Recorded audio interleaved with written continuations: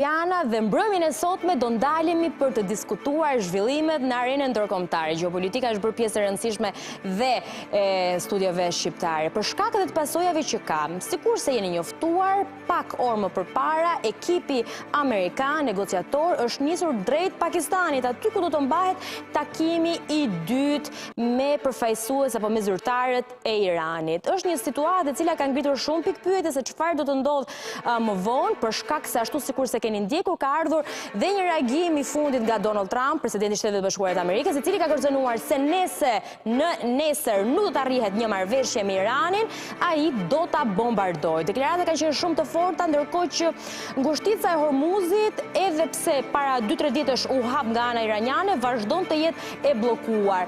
Marrëveshja e paqes apo armpushimit e 2 javëve mbaron për pak orë. Çfarë do ndodh? Ka shumë gjëra për diskutuar, ndërkohë reagimet vazhdojnë sekond pas sekundi. Ndjekim siglën dhe pas rikthehemi se do të diskutojmë këto gjitha.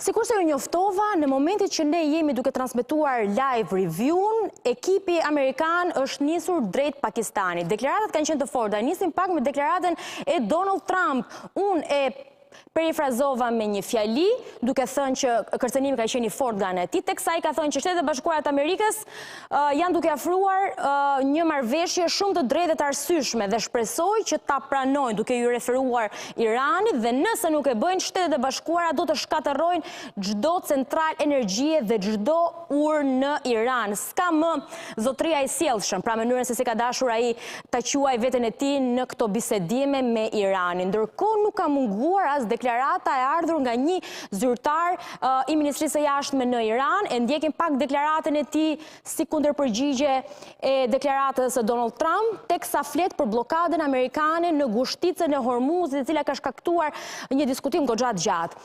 E ashtu quajtura bllokada amerikane, porteve apo vijes bregdetare të Iranit nuk është vetëm një shkelje e armpushimit të ndërmjetësuar nga Pakistani, por është gjithashtu e palishme dhe kriminale, për më tepër duke shkaktuar qëllimisht, thot ai, ndëshkim kolektiv popullit iranian. Bllokada përbën krim lufte dhe krim kundër njerëzimit. Ndërkohë që jemi duke folur, këto kanë qenë reagimet e forta, të cilat me sa duket nuk po sjellin një përgjigje se çfarë do të ndodhë më tej. Ne ndërkohë do kemi mundësi që të ndjekim, unë e them her pas here që nëpërmjet rrjeteve sociale ne mund të shohim se cilat do të jenë deklaratat, por ndërkohë ajo që pritet është ky takim i famshëm i dyti në Pakistan, teksa dhe ne do përpiqemi që ta sqarojmë pse Pakistani vendoset sërish si një urë ndërmjetësuese dhe a do cilësohet ky një takim i suksesshëm, se i pari, edhe pse amerikanët thanë që është i suksesshëm, do konsideruar si dështim sepse nuk u arrit një marrëveshje. Shumë kënaqësi do diskutojmë me të ftuarit që kam sot në studio. Kënaqësi ta nis me zonjën Milori, Elta Milori, analiste, juriste, faleminderit shumë, kënaqësi që ju kam sot në studio. Faleminderit. Faleminderit shumë Kujtim Ibra, avokat, analist, kënaqësi që ju kam sot në studio. Faleminderit. Faleminderit shumë Enika Abazi, profesor, ekspert e marrëdhënieve ndërkombëtare, kënaqësi që na jeni bashkuar sot në review për herë të parë për këtë sezon. Faleminderit, kënaqësi edhe për mua. Dhe kolegun tim, analist, Indrit Vokshi, faleminderit shumë, kënaqësi që të kam në studio. Faleminderit.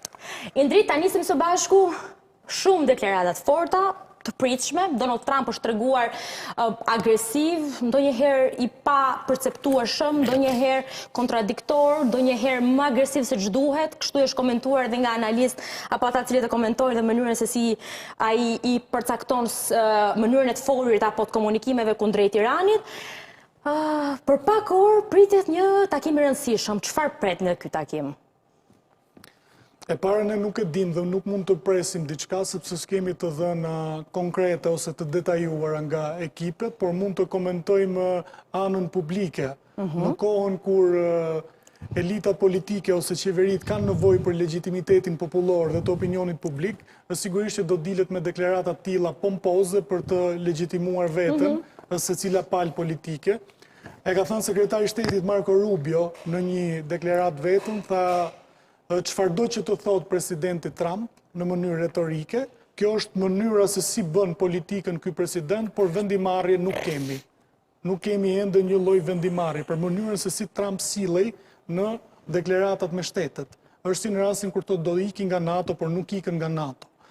Kjo është presioni. Çfarë duhet të bënte Trumpi në këtë situatë? Trumpi thotë që unë kam bërë maksimumin që mund të bënte një president. Trumpi është politikan si gjithë tjerët për të qenë të ftoftë në këtë gjykim dhe duke qenë politikan si gjithë tjerët ka lojën e brendshme politike, nevojën për legjitimitet, nevojën për pëlqyeshmëri popullore tek populli amerikan, sepse ka një rënje të aprovimit të presidentit në kohë lufte dhe është hera parë që shkon në 35%.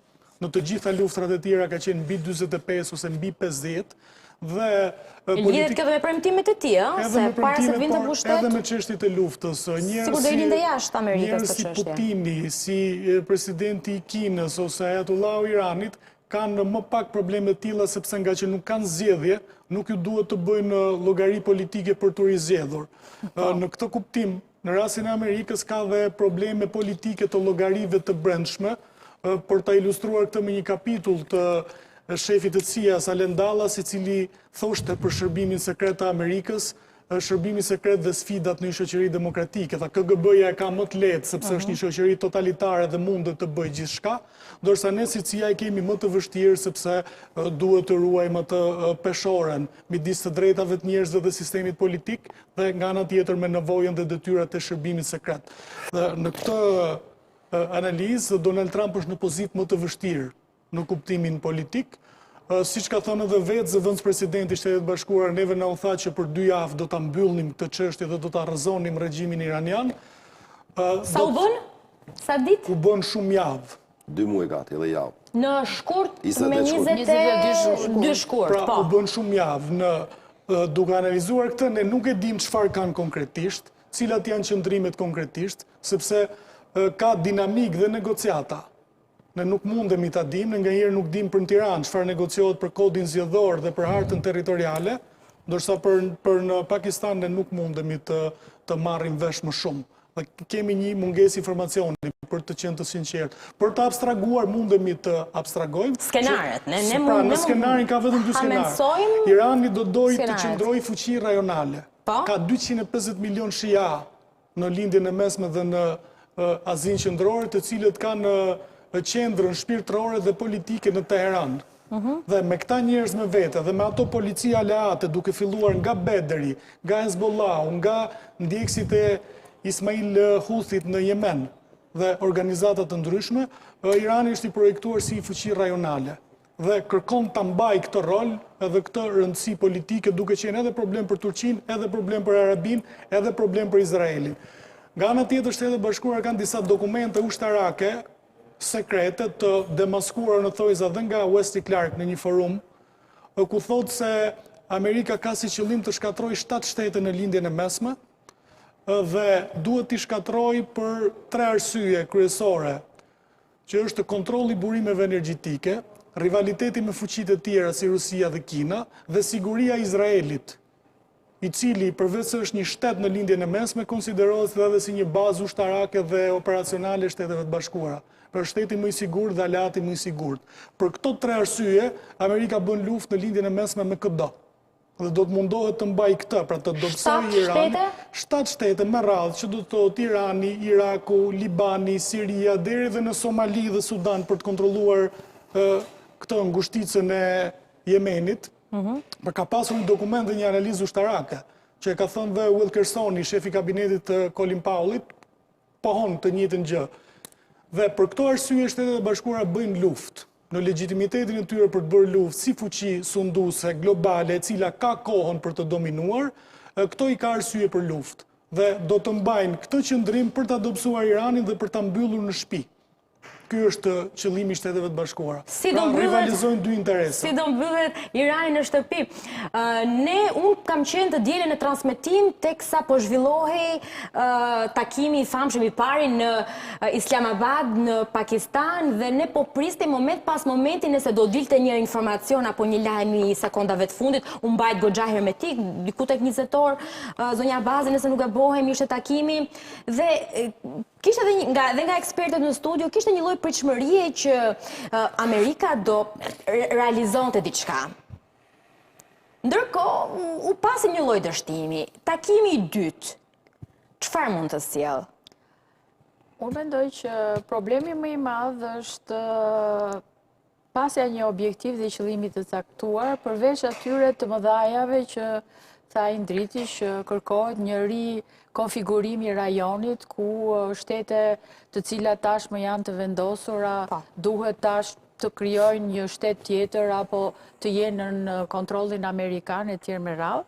Dhe në këtë kuadër përtej këtij rikonfigurimi duhet të kemi parasysh që në qoftë se nuk ka një objektiv që çfarë konkretisht duhet arrihet, dhe në qoftë se nuk ka një objektiv të tillë, është e vështirë që edhe të tjerët, pra dhe ne këtu apo dhe strategë të tjerë të mund të parashikojnë. Përveç asaj që kemi dëgjuar që Shtetet e Bashkuara duan që Irani të mos ketë më bombën atomike dhe kjo faktikisht shkon në drejtim të pikërisht të kësaj që sapo tha, sepse zotrimi një bombe atomike do t'i lejonte Iranit të realizonte këtë ekspansion. Pra në rast se pala, do më thënë, Amerikane, Izraelite mendohet që si thua ta frenoj këtë,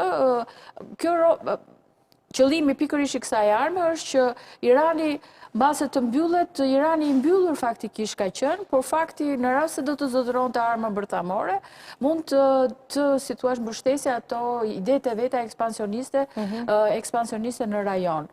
Dhe që në një mënyrë apo një tjetër do të sillte dëm edhe për vendet e tjera arabe, sepse u pa dhe nga mënyra se si Irani reagoi me sulmin e vendeve të tjera arabe që konsiderojnë që janë sunit. Do me thënë një rikonfigurim në atë rajon do të jetë shumë I vështirë dhe unë në të njëjtën kohë do sillja dhe dimensionin europian. Mos harrojmë që dhe europianët kanë interesa në rajon dhe kanë si thua aleatët e tyre në rajon dhe në një mënyrë apo një tjetër mundohen që të ndikojnë në të gjithë këtë fushë, ndonse duket se janë të përjashtuar. Mundohen, e fat mundohen. Se janë kritikuar shumë që janë shumë të tërhequr ose nuk kanë qenë aty, të paktën dhe nga Trump është komentuar, më pas edhe nga të tjerë. Nuk është çështja që ata kanë qenë të tërhequr. Problemi është që Trumpi do të tërheqë kur të them unë, si të them unë, gjë që europianët duke pasur një histori të qenit superfuqi dhe ku zëri I tyre është dëgjuar, si thua duan në termin popullor një farë begenisje, në kuptimin që dhe përcaktimit të objektivave, cilat janë objektivat e qarta që kërkohet të arrihen thjesht të bashkosh me një blok ushtarakish pa e ditur se çfarë do të realizohet, është pak e vështirë dhe europianët me sa kuptojnë nuk duan që të hyjnë në një situatë të tillë. Por duhet të shtojmë dhe faktin që europianët vetë janë të zënë me Ukrainën. Kështu që kjo I pengon në një mënyrë apo një tjetër që të marrin pjesë më aktive në këtë konflikt të ri që Shtetet e Bashkuara kërkojnë që t'i tërheqin europianët. Dhe ndërkohë që asnjëherë nuk është bërë qartë çfarë roli do luajnë kush është roli I tyre në këtë thirrje që I bën Trumpi europianëve. Vendeve të themi të NATO, sepse dhe Kanadaja I ka kërkuar të jetë një lloj polici ndërkombëtar. Pra, I ka kërkuar kapacitete ushtarake, I ka kërkuar kapacitete ushtarake që të jenë të pozicionuara aty, po problemi është që këto duhet ketë një strategji të caktuar, nuk është thjesht çuarja e një anije mbajtëse në rajon. Çfarë do bëj kjo anije mbajtëse, në komandën e kujt do jetë kjo? Dhe ju gjithë kanë qenë pro mbi të gjitha, brenda Bashkimit Evropian, kemi parë deklaratat të liderëve të cilët ka përshtypjen është kjo paqartësia e cila I ka bërë në një farë mënyre së pari të tërhiqen dhe e dyta t'i thon Trumpi që në rast se ke nevojë për ne duhet të tregosh një farë begenisje, nuk mundesh që të ngresh gishtin dhe të kërkosh që ne të vim. Sigurisht që dhe vetë samiti që u bë në samit ta quajmë I shteteve me dëshirë, pra që ka shpa of willing, si që ishte dhe rasti i Ukrainës në Paris, të tregon që europianët duan që të kenë një zë në këtë konflikt, duke ditur dhe të kaluar në tyre koloniale. Për shumë Libani është një vend ku Franca ka një ndikim shumë të madh dhe ndërkohë Shtetet e Bashkuara thanë ne ju përjashtojmë nga negociatat që do të bëhen me Libanin, ndërkohë që bën ndërmjet Izraelit dhe Libanit dhe që janë thirrur në Shtetet e Bashkuara. Kështu që në këto kushte është e vështirë që dikush të angazhohet në mbështetje të Shtetet e Bashkuara dhe do shtoja që kjo tregon që Shtetet e Bashkuara nuk kanë më atë diktatin që mendohet se duhet të kishin, në kuptimin që një e folur dhe të gjithë duhet të shkojnë nga pas. Mendojnë që i ka rënë pushteti, nuk e di nëse mund ta cilësojmë të tillë. Pushteti do të ishte pak fuqia do të ishte një influenca politike, gjeopolitike, ndoshta është fjala e duhur? Base është fjala e duhur që ndikimi po shikojmë që në një mënyrë apo një tjetër nuk po i përgjigjen si thua thirrjes apo faktit që duhet ta mbështetin duhet t'i mbështesin Shtetet e Bashkuara në përpjekjen e tyre, gjë që flet shumë edhe për një sër problematikash të tjera, për vetë ekzistencën që dhe vetë Trump e ka thënë të NATO-s, të aleancës, së zhvillimeve të reja që do të ndodhin në kuadrin e marrëdhënieve transatlantike, por dhe të interesave të tyre në pjesë të ndryshme të botës dhe involvimin si një trup i vetëm apo gjithë secili për hesap të vet. Dy luftra cilat janë ku europianët, mbaj mend zonja Bazi, këtë po dhe them në formë edhe pak për ta dramatizuar në formë batute, me që është komentuar e tillë në rrjetet sociale, nëse nuk gabohem, ishte momenti kur Trump pati ndërhyrjen e tij me Maduron, dhe nëse nuk gabohem ishte ditë e shtuna ose ditë e diel.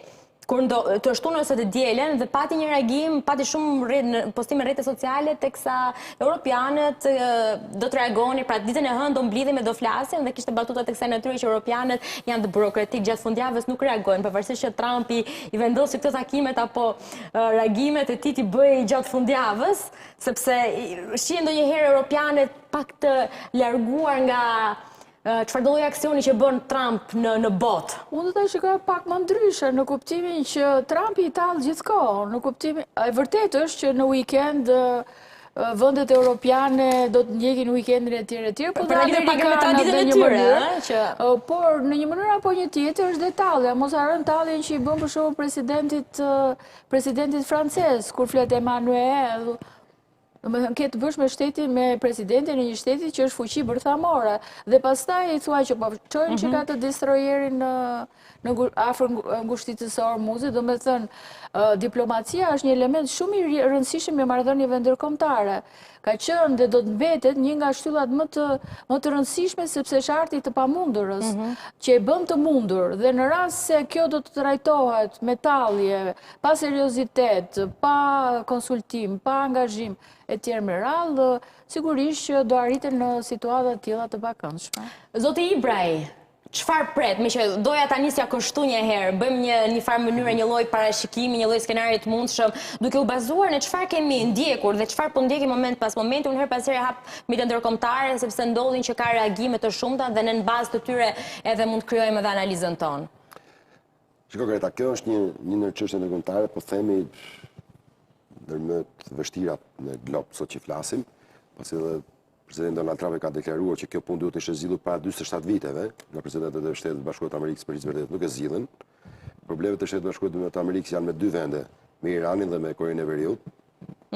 Pra, për hir të vërtetës, këto dy vende janë edhe ardh kryesor të Kinës dhe të Rusisë, pra është një përplasje shumë e madhe.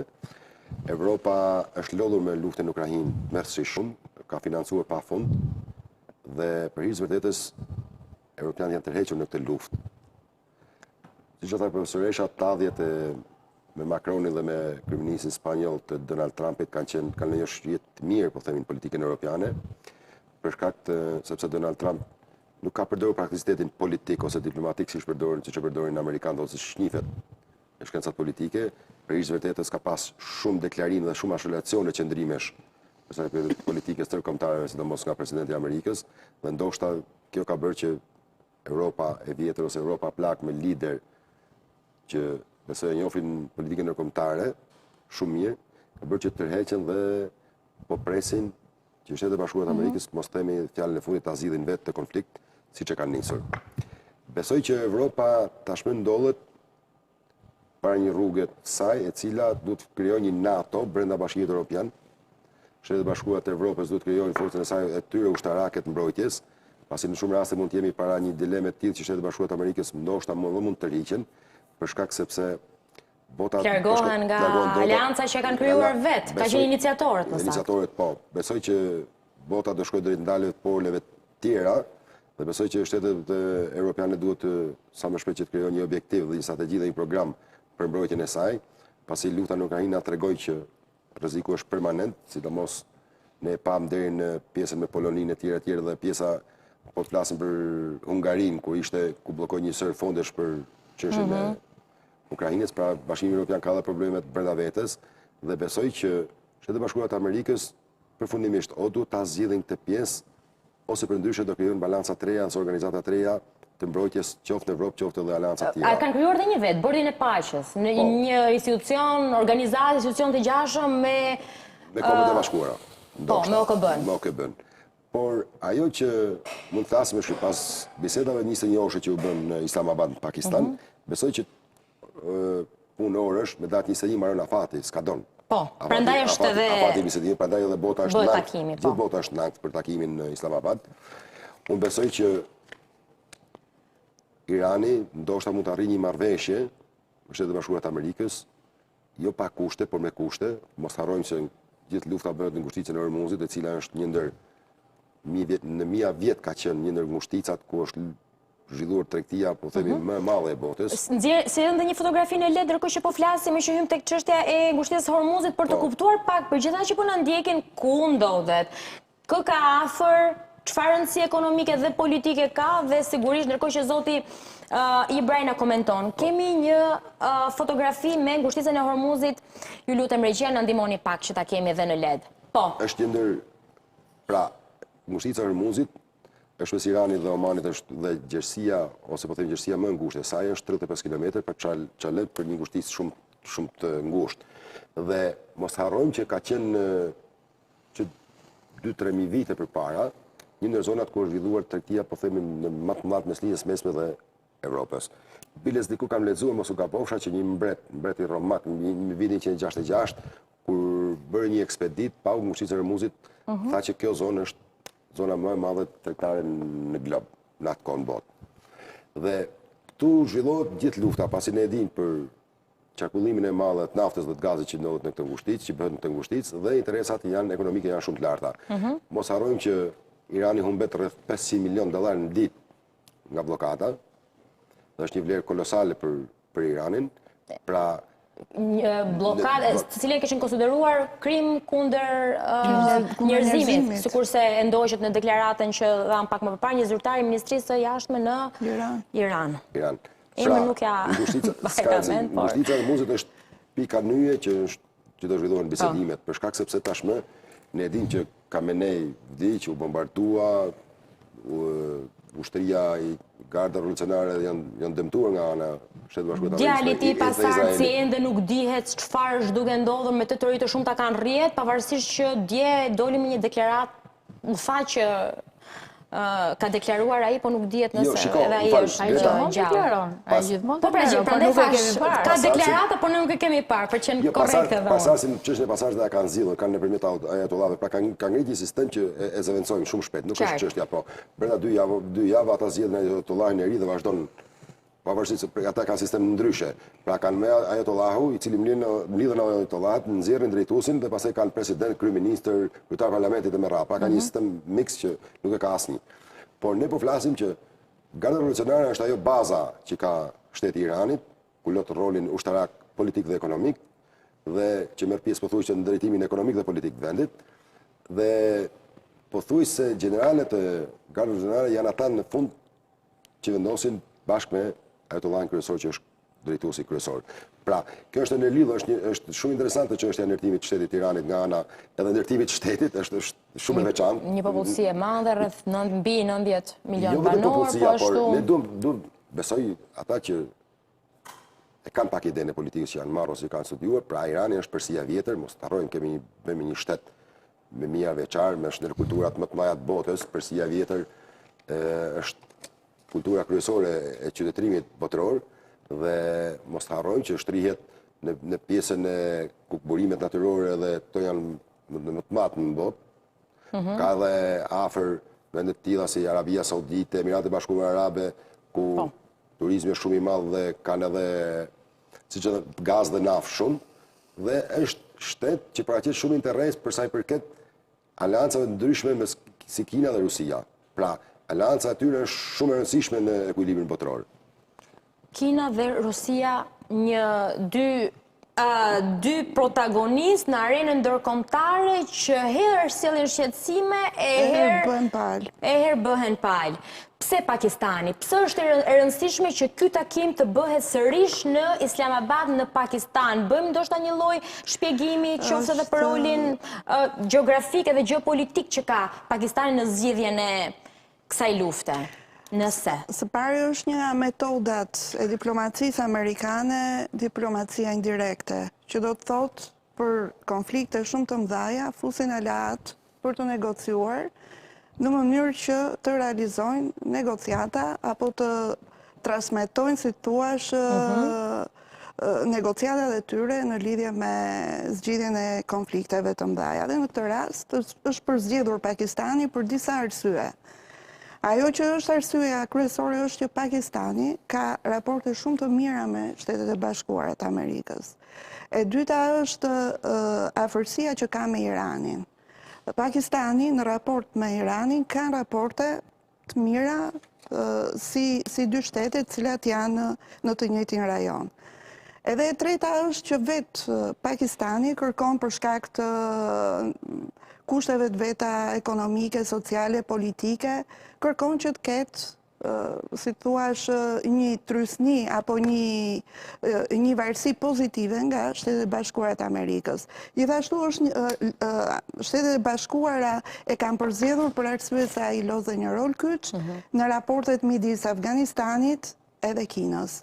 Pra edhe në gjithë rajonin, pra është, si thuash, është përzgjedhur vendi i përshtatshëm, shteti i përshtatshëm për të kryer këto negocime indirekte. Është folur edhe për Turqinë, ose dhe Turqia ka dashur më saktë nga ana tjetër të marrë vendin e Pakistanit. Është një problem shumë i madh se si do ta kuptoj Irani këtë, do ta kuptoj negocim, apo kërkesë për negociat, apo kërcënim.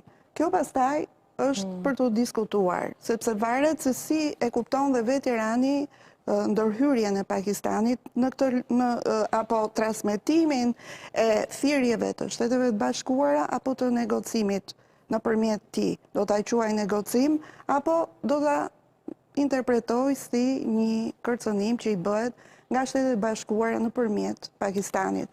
Kjo kërkon një trajtim nga politologët se si do të zhvillohet dhe si do varioj deri në fund. Dhe kush do të jetë përfaqësues, me sa di unë, Mindrit nuk janë bërë të ditur emrat të do të jetë ekipit negociator. Drejtuesi i ekipit negociator, të paktën Iranit. Jo, kisha fjalën, për të dyja palët, po. Për të dyja palët. Apo J.D. Vance do të jetë sërish në takimin e dytë, apo jo? Përsëri në takimin e dytë. Okej, zëvendës presidenti amerikan J.D. Vance, i cili ka dhe një rol të rëndësishëm dhe personal. Ai pretendon postin pas Donald Trump. Prandaj thash është një sfidë personale e rëndësishme për të. Çfarë i kushton dhe çfarë nuk i kushton Iranit të dialogojë siç duhet? Apo kishte një replik, diçka? Jo, s'kam replik, po të shtoj diçka për Pakistanin. Pakistani është bërë fuqi nukleare me ndihmën e Britanisë dhe Shtetet e Bashkuara të Amerikës. Pakistanit ja kanë lejuar bombën bërthamore këta në të kohë. Menjëherë sapo India u bë fuqi bërthamore, Pakistani shpalli programin bërthamor dhe ajo deklarata e famshme që ju thuaj në Shqipëri prindërve tanë në atë kohë që bar doham dhe parimet nuk i shkelim, ka qenë deklarata e presidentit Pakistanit kur tha që bar doham dhe bombën bërthamore do ta ndërtojmë. Dhe për shkak të rëndësisë strategjike dhe për t'i mbajtur në rivalitet dhe me Indin, por mbi të gjitha për ta përdorur në luftën e Afganistanit, Amerikanët dhe Britanikët, kuadër të luftës së ftoftë, e toleruan programin bërthamor të Pakistanit, sepse Pakistani është krijuesi i talibanëve. Në vitet 70, Pakistani nëpërmjet mejtepeve fetare ka krijuar këta që quhen Taliban, për shërbimi sekret i Pakistanit, ISI, ka krijuar këta që quhen Taliban, dhe Taliban do të thotë nxënës, kanë qenë nxënës të shkollave fetare të Pakistanit, të cilët janë hedhur në Afganistan dhe janë bërë elita politike dhe ushtarake. Pakistani ka marrë deri vonë ndihmë ushtarake në 13 miliard dollar nga Shtetet e Bashkuara të Amerikës, pra ka qenë një aleat ushtarak serioz dhe është një pikë kyçe e amerikanëve në atë rajon. Dhe duke qenë kështu, është një shtet që flet dhe për interesat amerikane, por është dhe shtet mik i Iranit, sepse Irani tenton të ndërtojë gasjellësin më të madh Iran, Pakistan, Indi, Kinë, për të rritur rëndësinë politike dhe rëndësinë e klientelës në Azi. Pra, duke qenë kështu, Pakistani është Amerikan, sepse është aleati i Amerikanëve, pavarësisht se nuk na duken, sepse ata na duken si në këto telenovelat indiane, nuk kemi një mendim për ta, por ata janë Amerikanë dhe atyre është lejuar bomba bërthamore. Ata kanë kontroll të qartë në ushtri dhe liderët e Pakistanit kanë qenë shkolluar në Shtetet e Bashkuara. Babai i zonjës nderuar dhe fatkeqe Benazir Bhutto, Zulfikar Ali Bhutto, ka mbaruar shkollën në Kaliforni, në Amerikë. Është një elit politike e prodhuar në Perëndim, përgjithsisht në Londër, në Washington dhe në këto universitetet e Perëndimit. Dhe si bëhet ura ndërmjetëse për këtë luftë, për këtë situatë shumë delikate? Në situatën delikate është partneri besueshëm për të dyja palët, për shumë i besueshëm për amerikanët, por dhe i nevojshëm për Iranin, sepse nuk ka pasur konflikte asnjëherë politike dhe ndërkufitare Iran-Pakistan. Pra duke qenë kështu, është partneri i besueshëm politik dhe prandaj është zgjedhur dhe vendi. Se çfarë duan të arrijnë dhe çfarë do të arrijë Irani, Irani dihet se çfarë do të arrijë. Se jo Turqia, se e hodha pak më përpara, besoj ke ndjekur dhe dëshirën apo kërkesën e Erdogan her pas here për ndërhyrje në negociata. Turqia nuk ka tek iranianët atë rëndësi që ka Pakistani. Turqia për 500 vjet është armiku kryesor i iranianëve dhe iranianët kanë pasur vetëm një shtet me të cilin kanë luftuar në 500 vjet që është Perandoria Osmane. Dhe arsyeja pse ata janë bërë shia është prapë Perandoria Osmane në vitin 1501 kur Shah Ismaili, një sheh i një tarikati Safavit, mori dhe themeloi këtë mbretërinë e Iranit në luftë kundër Perandorisë Osmane, sepse nuk donte që popullsia e Iranit deri në atë kohë suni ta kishte qendrën fetare në Stamboll dhe të komandoheshin shpirtërisht nga Shehul Islami i Perandorisë Osmane në atë kohë, dhe shpiku dhe ndërtoi, mori një minorancë shia dhe e bëri mazhorancë në Iran, pikërisht në këtë luftën dhe rivalitetin e përhershëm me Perandorinë Osmane. Sot e pa konotacion historik për të kuptuar pse nuk mund të jetë Erdogan apo Turqia negociator. E solla konotacion historik, jo për të dhënë një mendim përfundimtar, sepse nuk jepet mendimi përfundimtar nëpërmjet historisë, jepet nëpërmjet interesave, por duhet të them nuk janë aq të afërt sa mendohet. Pra janë të dy palët musliman, por edhe nuk janë musliman në një farë mënyre. Ka të njëjtën marrëdhënie siç ka me vehabit Arabi Saudite, me hanefit të Turqisë dhe në anën tjetër janë shiat. Pra bota islame është ndarë në shkollën hanefi që është Turqia dhe disa shtete të tjera, shkollën vehabi që është Arabia Saudite dhe shiat nga krahu tjetër që janë në Irani. Pra ka një rivalitet tresh në lindjen e mesme dhe Turqia nuk ka të lloj besueshmërie tek Irani për të bërë ato lloj negociatash. Indrit, duke qenë se në hyrje, unë lexova pak deklaratën e presidentit Donald Trump, i cili ka kërcënuar me pjesën e bombardimit, por teksa ka theksuar disa prej pikave kryesore. Shkojmë në led edhe shohim pak, bëjmë pak edhe më të thjesht diskutimin nëpërmjet një harte për të ndjekur cilat mund të jenë edhe pikat kryesore, cilat mund të goditen nga SBA nëse nuk arrihet një marrëveshje. Nuk dim çfarë do ndodh, por ne mund të analizojmë, të tregojmë disa detaje. Mërgja, më ndihmoni pak me Një grafik tjetër dhe pastaj dua t'ju marrë të ftuarve nga një koment sigurisht për këtë që do shohim. Atëherë, Shko, vetëm këto janë kryesore, se mund goditë gjithçka tjetër, ne por kemi këto janë ndarë kryesore. faktikisht edhe nëpërmjet simboleve për të kuptuar se cilat janë zona bërthamore, minjera uraniumi, zona ushtarake, cilat janë zona shumë të rëndësishme. kemi Pse këto. këto zona dhe çfarë mund të shkaktoj për Iranin nëse goditen nga SBA? Natanzi është vendi kryesor i pasurimit të uraniumit në mira centrifuga. Kjo është kryesorja në mes. Këtu është ky Vetëm u uji, kthe. është uji, si kam të shënuar këtu për të mos u... E di, po duhet të Është kthehesh pak që të shohin edhe ata cilët po na ndjekin. Dhe një herë po më thoje, zonat cilat janë zonat e centrifugave. delikate. Kjo është zonat Natanzi. e centrifugave, aty ka mira centrifuga, pra vendi kryesor nëntoksor i uraniumit. Është uzina pasurimit në Fordo, është ky uji i rënd, është një lloj uji i cili përdoret për reaksionet bërthamore.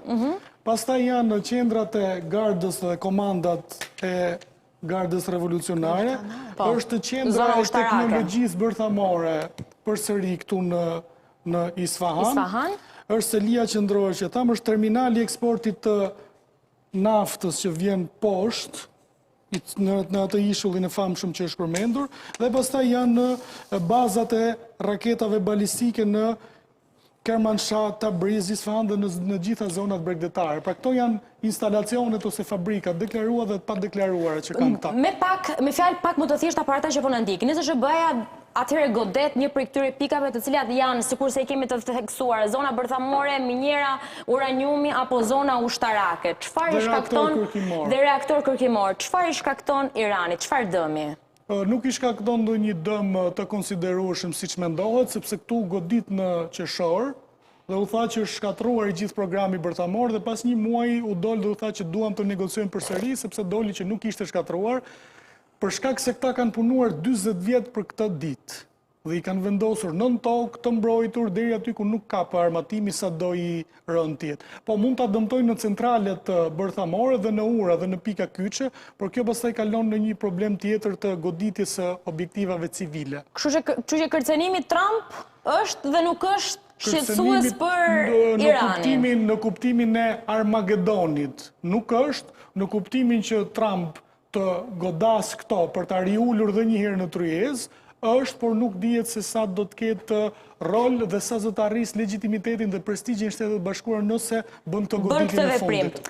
Po, fillimisht mbetet për të parë, ulemi i ndrit, ndërkohë, ndoshta dhe zonja Sabazi, nëse i marr një koment, duke qenë se ky ka qenë dhe kërcenimi, prandaj i ndoqën pak edhe me pika dhe unë e pyeta dhe i ndritin ndoshta për ta qartësuar me fjalë thjeshta se u goditen këto pika që janë zona të rëndësishme, bërthamore, uraniumi, zona ushtarake, reaktor kërkimor dhe zona pa deklaruar, që do thotë që nuk ka informacion. Besoj, duhet jetë, këtë kuptim duhet ketë. Irani përgatitur, 40 vite tha i ndriti, 40 vite punë për qenë përgatitur për luftën edhe... Më falë të ndërpres, ka dhe një rrezik që nëse goditën disa centrale bërthamore, ne nuk e dim sa është rrezatimi se mund të vi deri në Europë dhe në pjesë të tjera. Pa ish do ishe dëmi më i madh. Sa është rrezatimi nëse goditën centralet bërthamore? Se një Çernobil u bë nami madh në botë. Pra do të ketë ky president të lloj guximi, ose këtë lloj çmendurie për të goditur dhe për shkaktuar rrezatim deri në Europë.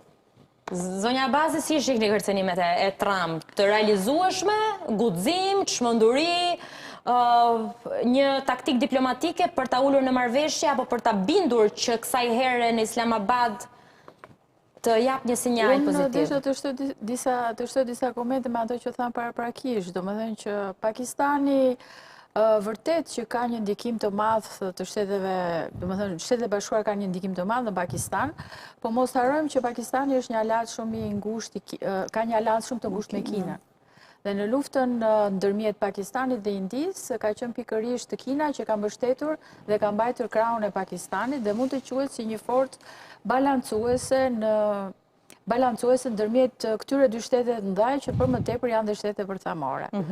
Dhe në të njëjtën kohë Pakistani është një partner, është një vend i cili është pranuar edhe nga iranianët, sepse ata mendojnë që do të jetë një vend i sigurt për zhvillimin e këtyre negociatave, sepse ju e dini që disa negociata u zhvilluan edhe në Oman, por ato u prishën pa filluar akoma, domethënë të gjithë përfaqësuesit shkuan përpara se të fillonte konflikti, kështu që të gjitha palët kërkojnë një vend që të jetë sa më i sigurt.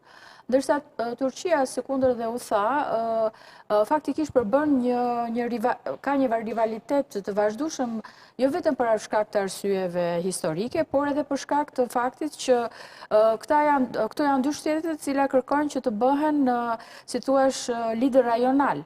Edhe më përpara ka qenë lider fetar i rajonit, por tani është një lider rajonal, kush do të jetë Turqia apo Irani, dhe me sa duket Irani nuk ka shumë besim tek Turqia për të shkuar dhe për të negociuar në Turqi. Ndërkohë që kanë edhe interesat të përbashkëta, sepse jo vetëm janë shtete kufitare, por kufit e tyre janë të populluara nga popullsi kurde. Dhe kjo të bën që këto vende, me thënë që Irani ka interes me Turqinë që çështja e Kurdistanit mos të çojë në krijimin e një shteti të Kurdistanit, pasi kjo do të prekte territoret e Iranit, të Irakut, por edhe të Turqisë. Kështu që në këtë pikë, si thua, palët mundohen të gjejnë atë ekuilibrin, se nga i rëndon më shumë sqepari, domethënë edhe janë në rivalitet, por ndërkohë kanë edhe gjëra të cilat kërkojnë që ti balancojnë. Përsa i përket goditjes që Trumpi mund të bëjë, sigurisht që Trumpi do godas atje ku jep një sinjal të fortë. Nuk e di se cili është për llogaritje amerikane në momentin, duke ditur mbase shumë më mirë se sa harta që pam, kush është ajo pika e dobët e cila do të shkaktonte me të vërtet një farë tërmeti. Përsa i përket një tërmet të ri, sepse tërmetet kanë qenë të vazhdueshme në momentin që ka filluar lufta, po kush do të jetë ajo pikë e dobët e cila do të ndërmarri, si thua, do ta detyrojë regjimin e Iranit sipas logjikës dhe strategjisë amerikane që të dorëzohet. Dhe një gjë tjetër që më bëri përshtypje që në fillim kur ju folët, domethënë dy deklaratatë e Trumpit dhe të përfaqësuesit iranian, më bëri çudi se si një diskur mbështetur mbi terma demokratike, si për shembull ligji ndërkombëtar, kjo krimet kundër njerëzimit e të tjerë përdoret tani nga një shtet i cili me sa dim ndaj popullsisë së vet nuk është treguar dhe kaq demokratike. Kujtojmë dhe protestat e fundit brenda për brenda që pikërisht në protestat e fundit dhe që shumë njoftime që vinë nga Irani tregojnë që janë përshpejtuar dënimet me vdekje në Iran në mënyrë që të përdoret si një kërcënim për popullsinë, e cila, sepse një nga shpresat amerikane, duke u nisur nga ato protestat që u zhvilluan në Iran, ishte që të mund të ndërhynte dhe si thua të përfitonte nga situata. Po sipas ekspertëve ishte me dy kohë vonesë, domethënë protestat mbaruan, në kuptimin protestat u shtypën, pjesa më e madhe atyre që protestonin u vran, kështu që nuk ngeli një leadership i opozitës në vend, sepse mund të ketë opozitë jashtë, që të mund të mobilizohesh dhe që të mbështeste këtë ndërhyrje nga jashtë. Nëse na kujton atë kohën kur u vendos komunizmi në Shqipëri, që vinin diversantë, po ndërkohë a mund ta mbështesin këta që vinin me lëvizje brenda vendit e tjerë, dhe mendoshin që kombinimi do të çonte në rrezimin e regjimit, por nuk u koordinuar në kohë, dhe kështu që, si thua, regjimi vazhdoi, dhe kjo domethënë ka ardhur dy kohë vonesë, dhe tani brenda një mobilizimi i cili do të mund të përmbysë regjimin do të jetë i vështirë, pasi shumica e tyre ose janë vrarë, ose nuk kanë guximin më sepse përdoren forma represive të cilat e bëjnë organizimin në këtë vend shumë të vështirë. Ju cekët pak edhe të drejtën ndërkombëtare. Është folur për të drejtën ndërkombëtare shumë fort se si e përdor apo jo Trump në rastin e Maduros, me mënyrën se si u arrestua, rrëmbye, i vendosim cilën do folje që është më e duhura për rastin konkret, ndërkohë që shohim dhe deklaratat e tij, do ju shkatrojmë, do godas, do bombardoj, do godas zonat bërthamore. Ka një cenim të ligjit ndërkombëtar apo nuk lidhet me situatën që cilën ndodhet? Tani me situash sipas mënyrës së mendimit dhe trajtimit të problematikave në botën e sotme, krahas situash përballjes së fuqive, pra secila palë fuqin që ka për të matur situash atë kutin e vetë, është edhe përplasja e diskurseve. Pra është një luftë informative, është një luftë që sot ka gjetur një fushë edhe më të gjerë, që është në rrjetet sociale. Pra matet me situash kush arrin të krijojë më shumë publik, kush arrin që të krijojë më shumë mbështetje në bazë të diskureve, të cilat mund të kenë shumë pak substancë brenda, por që rezonojnë sepse zakonisht këto janë të rëndësishme edhe për mënyrën se si përzgjidhen faktet. Domethënë, përzgjidhen disa fakte të cilat situash prekin më shumë publikun dhe situash ato amplifikohen duke lënë në hije disa të tjera të cilat mund edhe të na ndihmonin. Kështu që lufta sot zhvillohet edhe në rrjetet sociale, nëse e keni parë, nuk është thjesht një luftë që zhvillohet në terren. Kështu që Trumpi mundohet i kombinojë dhe ai të gjithë duke munduar të kapi forma të ndryshme të rrjeteve sociale dhe nuk di se sa do t'jetë realiteti i një diskursi të tillë, mund të shkojë edhe më lart ose mund edhe të transformohet, sepse është në bazë të matjes opinionit publik. E vërtet. Me dhe me shesot tu zonja Ju si media bazi. keni një forcë, jo vetëm jeni pushteti i 5, si thuhet, i 4 brenda vendit, po tani po bëni edhe në arenën ndërkombëtare që dhe ma lidhet aq bukur se tani kam dhe në lidhje të drejt për drejt dhe kolegen nga Shtetet e Bashkuara të Amerikës, për cilën do kem mundësi që ta pyes edhe për këtë impaktin apo lëvizjet e brendshme amerikane dhe presionin që i bëjnë po ashtu elektorati Donald Trump dhe pastaj do shkojmë edhe më tej në gjeopolitik. Keita Kostreci, kolege gazetare nga Zëri i Amerikës, faleminderit shumë që të kam sot në këtë lidhje të drejt për drejt. Faleminderit juve, Greta, për ftesën. Kënaqësi, ne nuk di nëse patë mundësi të na ndjekësh pak teksa ishim duke komentuar, e nisëm nga deklaratat e Donald Trump deri tek një analizë që po përpiqemi të bëjmë se çfarë mund të ndodh pak orë më vonë. Po e nis me pyetjen se çfarë dihet deri në këto momente nga ekipi negociator, kush është pjesë e tij dhe çfarë pritet të na vijë nga ky takim në Pakistan. Po, në Shtetet e Bashkuara është konfirmuar tashmë që në krye të ekipit negociator, ashtu si edhe në raundin e parë, është nënpresidenti J.D. Vance dhe në pjesëmarrjen e tij janë edhe dhëndri i zotit Trump Jared Kushner dhe këshilltari i lartë i zotit Trump Steve Witkoff. Kjo është formula që ishte po ashtu edhe në raundin e parë, kishte pak paqartësi në fillim sepse zoti J.D. Vance mendoi që mund edhe të mos shkonte për shkak të frikrave të sigurisë, por tashmë është konfirmuar kjo nga pala amerikane, por çka është po aq e rëndësishme është që Irani nuk ka konfirmuar ende dhe ka thënë Agjencia Shtetërore e Iranit ka thënë se nuk është e vërtet që është rënë dakord për një takim, po nuk e ka mohuar një gjë të tillë, po nuk e ka konfirmuar mundësinë e këtij takimi.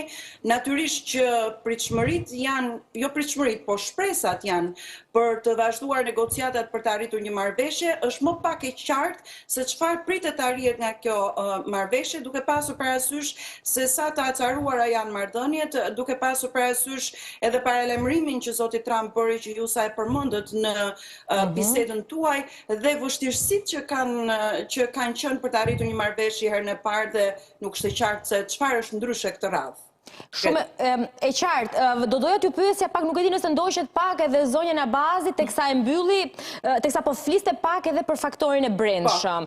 Në para se të vinte në pushtet në këtë mandat të dytë, Donald Trump kishte folur më shumë për Amerikën, për amerikanët, se sa për pushtetin që ka Amerika përtej kufive të saj. Dhe me sa duket premtimet e bëra përpara elektoratit, tashmë po e kthehen disi kundër, apo jo teksa është i detyruar që të përfshihet në këto situatat të luftës. Si është opinioni publik në këto momente që flasim sa i përket edhe zhvillimeve dhe roli që ka Amerika në këtë luftë në Iran? Lufta në Iran është kryesisht e pa pëlqyeshme nga publiku amerikan dhe një sondazh i fundit tregoi se 2/3 e amerikanëve janë të pakënaqur nga një luftë e tillë, 67%. Dhe nuk e di sa mund thuhet që zoti Trump është detyruar që të përfshihet në një luftë të tillë, ose nëse ai ka menduar që kjo do të ishte një fitore strategjike për të. Kam përshtypjen dhe analistët kanë mendimin se ai mund të shpresonte që ndryshimet në Iran të vinin nga pas ndërhyrjes së fillimit, shumë shpejt pas ndërhyrjes së fillimit, dhe në fakt ka këmbgulur me forcë disa herë që lufta është drejt fundit ose lufta ka përfunduar, gjë që në fakt nuk është e vërtetë. Por deklaratat e tilla tregojnë se janë një reflektim i asaj që ai mendon që është një pakënaqësi për publikun amerikan që Amerika është përfshirë në një konflikt të tillë, dhe natyrisht historia ka treguar që konflikte të tilla, sidomos të lindjen e mesme, nuk kanë gjetur mbështetje në publikun amerikan. Dhe nga ana tjetër duhet mendojmë, siç përmendët ju, që me çfarë platforme erdhi zoti Trump, si i fitoi zgjedhjet, kryesisht me mesazhin e tij për përmirësimin e gjendjes ekonomike, dhe nga ana tjetër tani kemi një çmim nafte për shkak të luftës që është $1 më lart se sa para luftës. Dhe amerikanët, publiku amerikan është mjaft i ndjeshëm për gjëra të tilla dhe sigurisht edhe për faktorin e asaj që ndjejnë ata se sa duhet përfshihet Amerika në çështje të tilla, në luftra të tilla. Jemi dhe përpara zgjedhjeve të këtij viti që janë të mesmandatit. Historikisht në zgjedhjet e mesmandatit, partia që ka pushtetin, që ka shtëpinë e bardhë, pëson humbje, por duke shtuar kësaj edhe këtë luftë që është jo popullore, këto lëvizje që janë jo popullore, kjo krijon nervozizëm brenda Partisë Republikane, ndoshta edhe brenda Shtëpisë së Bardhë. Kjo ndoshta sjell dhe këtë, sepse është komentuar pak dhe gjuha e përdorur nga Donald Trump që është agresive. A është kjo një lloj nxitje për shkak të presionit të brendshëm, pra që do të përfundojë gjithçka shumë shpejt dhe tregoj që Amerika do t'i vendos pikën kësaj lufte, pra do ta zgjidh. Nuk është një krizë apo në një rol që nuk po arrin dot ta menaxhojë. Shikon, do të thoja që kjo lloj gjuhe reflekton më tepër temperamentin e zotit Trump dhe stilin e tij, sesa që reflekton realitetin në terren, si në Shtetet e Bashkuara, ashtu edhe në lindjen e mesme. Ai duke pasur një background si businessman, mendon se duke përdorur një gjuhë të tillë, pra paralajmërime të tilla, do t'i detyrojë kundërshtarët që të arrijnë në një negociat ose në një marrëveshje të cilën do që të arrijë Shtëpia e Bardhë dhe Shtetet e Bashkuara. Deri tani kjo nuk ka pasur sukses me Iranin. Edhe ato që zoti Trump ka thënë për shembull për Iranin, që Irani ka rënë dakord me të gjitha kushtet e Shteteve të Bashkuara, Irani ka mohuar. Edhe ato që zoti Trump ka thënë se do të heqë dorë Irani nga pasurimi i uraniumit dhe nga programi bërthamor, sepse ja ka dhënë fjalën Shteteve të Bashkuara ose presidentit Trump. Kjo nuk është e vërtetë dhe në fakt Irani ka treguar që edhe në administrata të mëparshme amerikane ka thënë diçka dhe ka bërë diçka tjetër. Kështu që për të kthyer prapë tek ajo që thatë ju, tek gjuha që ka përdorur zoti Trump, është më tepër, siç thash, një pasqyrim ose reflektim i temperamentit të tij dhe mënyrës se si ai do që t'i arrijë ato që mendon se duan arritur në tryezën e negociatave mes Shteteve të Bashkuara dhe Iranit. Kejta Kostrice, faleminderit shumë për kohën. Ndërkohë dhe një gjë të fundit, a ka ndonjë zhvillim, sepse ne i kemi telefonat tanë të zgjuar, teksa shohim edhe media ndërkombëtare nëse ka patur ndonjë zhvillim, por me sa kuptoj, deri në këtë momente s'ka ndodhur diçka e re nga situata në fjalë. Me negociatat. Me negociatat e kanë fjalën. Jo, këto janë të fundit. Ai njoftimi i fundit ishte si qëndrimi i Iranit. Edhe diçka desha të shtoj nga ana e Pakistanit, se në Pakistan do të mbahet po ashtu dhe raundi i dytë, ndërkohë që Pakistani, me sa e kam parë unë, nuk e ka konfirmuar mbajtjen e negociatave. fakti që po shtohen masat e sigurisë që janë parë atje nga korrespondentët që janë në Pakistan, korrespondentët amerikan, rreth hotelit ku ka qenë delegacioni amerikan edhe herën e kaluar, është një tregues që në fakt po bëhen përpjekje serioze dhe Shtetet e Bashkuara, delegacioni i Shteteve të Bashkuara është në rrugë sipër për këto negociata në Pakistan, Greta. Mbetet për të parë edhe gjitha zhvillimet do t'i ndjekim besoj deri nesër, ku do kemi besoj dhe lajmet e reja nga atje. Faleminderit shumë Kejda Kostreci. Ju falenderoj dhe unë. Knejsi. Ndërkohë, kemi mundësi për të bërë dhe një koment nga zoti Ibraj dhe zonja Milori, para se shkojmë në një hapësirë të shkurtër publicitare. Zoti Ibraj, me 2 fjali, para se shkojmë në publicitet, se me njëherë më nxori regjia tabelen e countdownin. Delegacionin në Islamabad, pasi ata do shkojnë në Islamabad do bëhet takimi, sepse masat e sigurisë për hotelin ku ata do qëndrojnë kanë 2 që merren, pra nuk afrohet asnjëri te ai hotel, por për më përshtypje delegacioni është ai që ka kriju bordin e paqes. Prap Steve Witkoff, një miliarder, shqiptar i sigurisë i Donald Trump. Ata cilët janë antarët e bordit, po. Përsëri merr pjesë si antar kryesor i delegacionit për vendosjen e paqes me Iranin ose marrëveshjes. Pra, është të njëjtët persona pothuajse, të cilët kanë rritur në Islamabad, ata që bënë edhe bordin e paqes në Palestinën. Besoj që arritja një marrëveshje do të jetë shumë them unë në mendjen time, do të jetë shumë e largët, për arsye sepse iranianët nuk kanë besim për hiç vërtetës në takime që kanë zhvilluar het paseshme, dhe negociatat që sidomos këto 23 vitet e fundit, kanë zhvilluar shumë bisedime dhe asnjëherë nuk kanë arritur në një konkluzion përfundimtar që ata mbajnë fjalën ose palët tjera të mbajnë fjalën. Pra, nuk ka pas mirëbesim mes palëve asnjëherë në këto takime të 30 viteve të fundit. Mos harrojmë që Irani, e kam lexuar para 30 vitesh, në mos gaboj, duhet jemi sakt, dhe është parashikuar që do të ishte një ndër fuqitë kryesore në glob për armën bërthamore. Dhe erdhi kjo ditë dhe u arrit. Ajo që thatë ju për Turqinë, nëse rivaliteti është i përjetshëm mes Turqisë dhe Iranit, pavarësisht siç e përmend një ndritje për çështjen e sundimit nga Perëndëria Osmane, por mos harrojmë që Perëndëria Perse është më e hershme dhe më e vjetër dhe më e fuqishme se Perëndëria Osmane, po ta shikojmë, pra nuk pranojnë iranianët që fuqia e parë në linjën e mesme të jetë Turqia, ata duan që fuqia e parë në linjën e mesme të jenë ata, të kontrollojnë, mbasi edhe numrin e popullsisë që ata kontrollojnë dhe organizatat që të kontrollojnë janë shumë mëdha. Pra Irani ka financuar miliona, qindra miliona dollar, mos të miliarda dollar për këto organizata, qoftë Liban, qoftë Yemen, shumë organizata të ndryshme. Dhe besoj që vendi i parë për linjën e mesme ajo nuk e lçon. Dhe kjo është lufta që bëhet sot. Pra ajo do që të jetë lider kryesor në linjën e mesme. Dhe jo pa qëllim edhe Amerika, Shtetet e Bashkuara të Amerikës kanë filluar gjithmonë me Iranin o marrëveshjen ose luftën. Pra nëse ne do arrihet marrëveshja, do jetë marrëveshja e shekullit të 21 nëse arrihet me Iranin. Nëse nuk arrihet pastaj, besoj që Donald Trump ka dështuar politikën e tij të jashtme. Marrëveshja e shekullit apo Donald Trump ose JD Vance, se fillimisht JD Vance ka një rol të rëndësishëm, pastaj e çojmë te Trumpi. Nuk mund të paragjykojmë dot asnjë gjë deri nesër, se të shikojmë se si do të jenë, se si do të zhvillohen negociatat dhe bisedimet, por vërtet do të jetë një marrëveshje e shekullit, sepse do të parandalojë shumë pasoja negative jo vetëm për rajonin, por për gjithë globin. Kështu që unë do dëshiroja, do shpresoja shumë që të arrijë një negocim dhe një marrëveshje e cila për mendimin tim mund të jetë shumë larg. Duke analizuar edhe rrethanat, edhe faktet, edhe çfarë u tha këtu, edhe çfarë ne kemi parë nëpërmjet medias, por të shohim deri nesër do të Shiko Gerta, ta thjeshtojmë pak shumë. Se jemi për reklama, po. Ta thjeshtojmë ta bëjmë valla shqiptarësh. Edhe të vret dhe të çojë lajmet që të pajtohemi. Pra kështu i bie që ti edhe të vrasësh, unë edhe duhet të fal, edhe në fund edhe ti duhet të pajtohesh. Kush ka të dyja palët? Jo, Amerika. Pra edhe thot, edhe këtë përdorin iranian. Ti edhe më vret, tani më thua edhe duhet të përdor forcën, duhet pajtohesh patjetër me mua. Këtë nuk e, ore, duhet kuptojmë diçka. Kurse Shëbaja thot ti vret popullin tënd nga ana tjetër, je duke ushtruar nuk do të zhvillojë bërthamore, po, bën marrëveshje dhe ti zhvillon. Mos harrojmë diçka.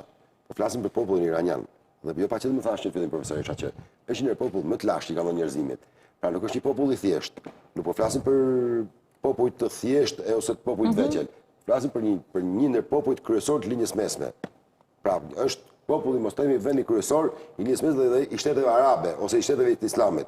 Pra nuk është aq e thjesht çështja sa kujtojmë ne. Pra është kërthiza e botës islame dhe ne nuk është çështja. Ne ju kujtojmë me luftën në Bosnjë, u shfaros Bosnja kur derisa në hyn NATO. U shfarosën vëllezërit tanë në Kosovë derisa në hyn NATO. E kupton se çfarë politika me një vonesë shfaros populli. Pra mos harrojmë në Irani nuk është aq i lehtë sa mendojnë njerëzit.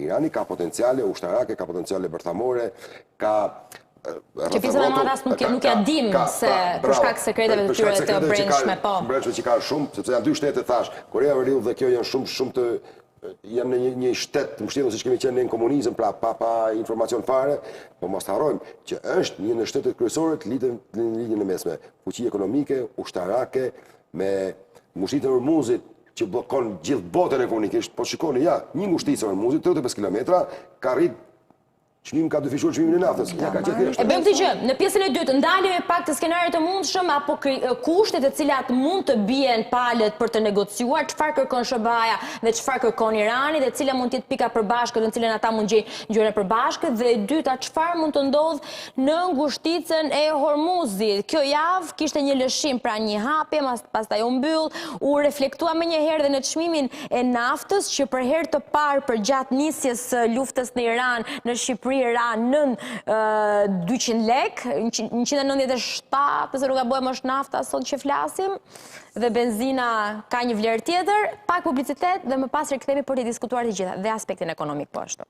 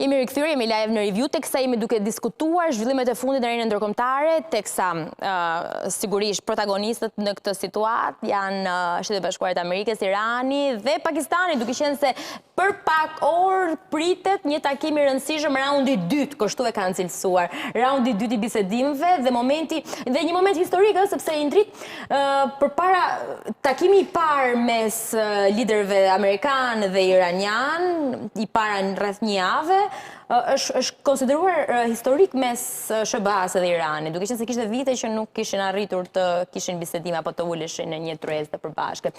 Çfarë pritet për çfarë mund të negociojnë? Pra, cilat janë pikat e përbashkëta, të cilat mund të sjellin një dritë jeshile në këtë takim të dytë? Kur themi dritë jeshile, themi vetëm vonim i një konflikti të ri, varet me sa vite. Pra sa do ta vonojnë... Në zbërthe këtë që sa po the? Unë mendoj varet sa do ta vonojnë një konflikt të ri dhe një përplasje të re politike, sepse përderisa nuk është shuar burimi i konfliktit, pra rivaliteti midis fuqive, aty gjithmonë do të ketë luftë, të erëpashershme. Pa lufta mbaron vetëm kur shuhet njëra nga palët dhe dobësohet deri në atë lloj niveli sa nuk është më rrezik. Dhe përgjithsisht paktet janë për të shtyrë në vite atë përplasjen që pritet. Gjatë gjithë historisë kështu ka qenë, edhe në luftën e dytë botërore, në paktin midis gjermanëve dhe sovjetikëve apo britanikëve dhe gjermanëve, paktet bëhen për të shtyrë luftën. Me sa do të shtyjnë luftën dhe me sa do të munden të mbajnë në një pezullim të luftës, zgjatja e armbushimit, domethënë. Jo zgjatja e një armbushimi, por një marrëveshje e re e cila do të prishet vitet në vazhdim. Pa njëra nga palët do ta prish marrëveshjen vitet në vazhdim.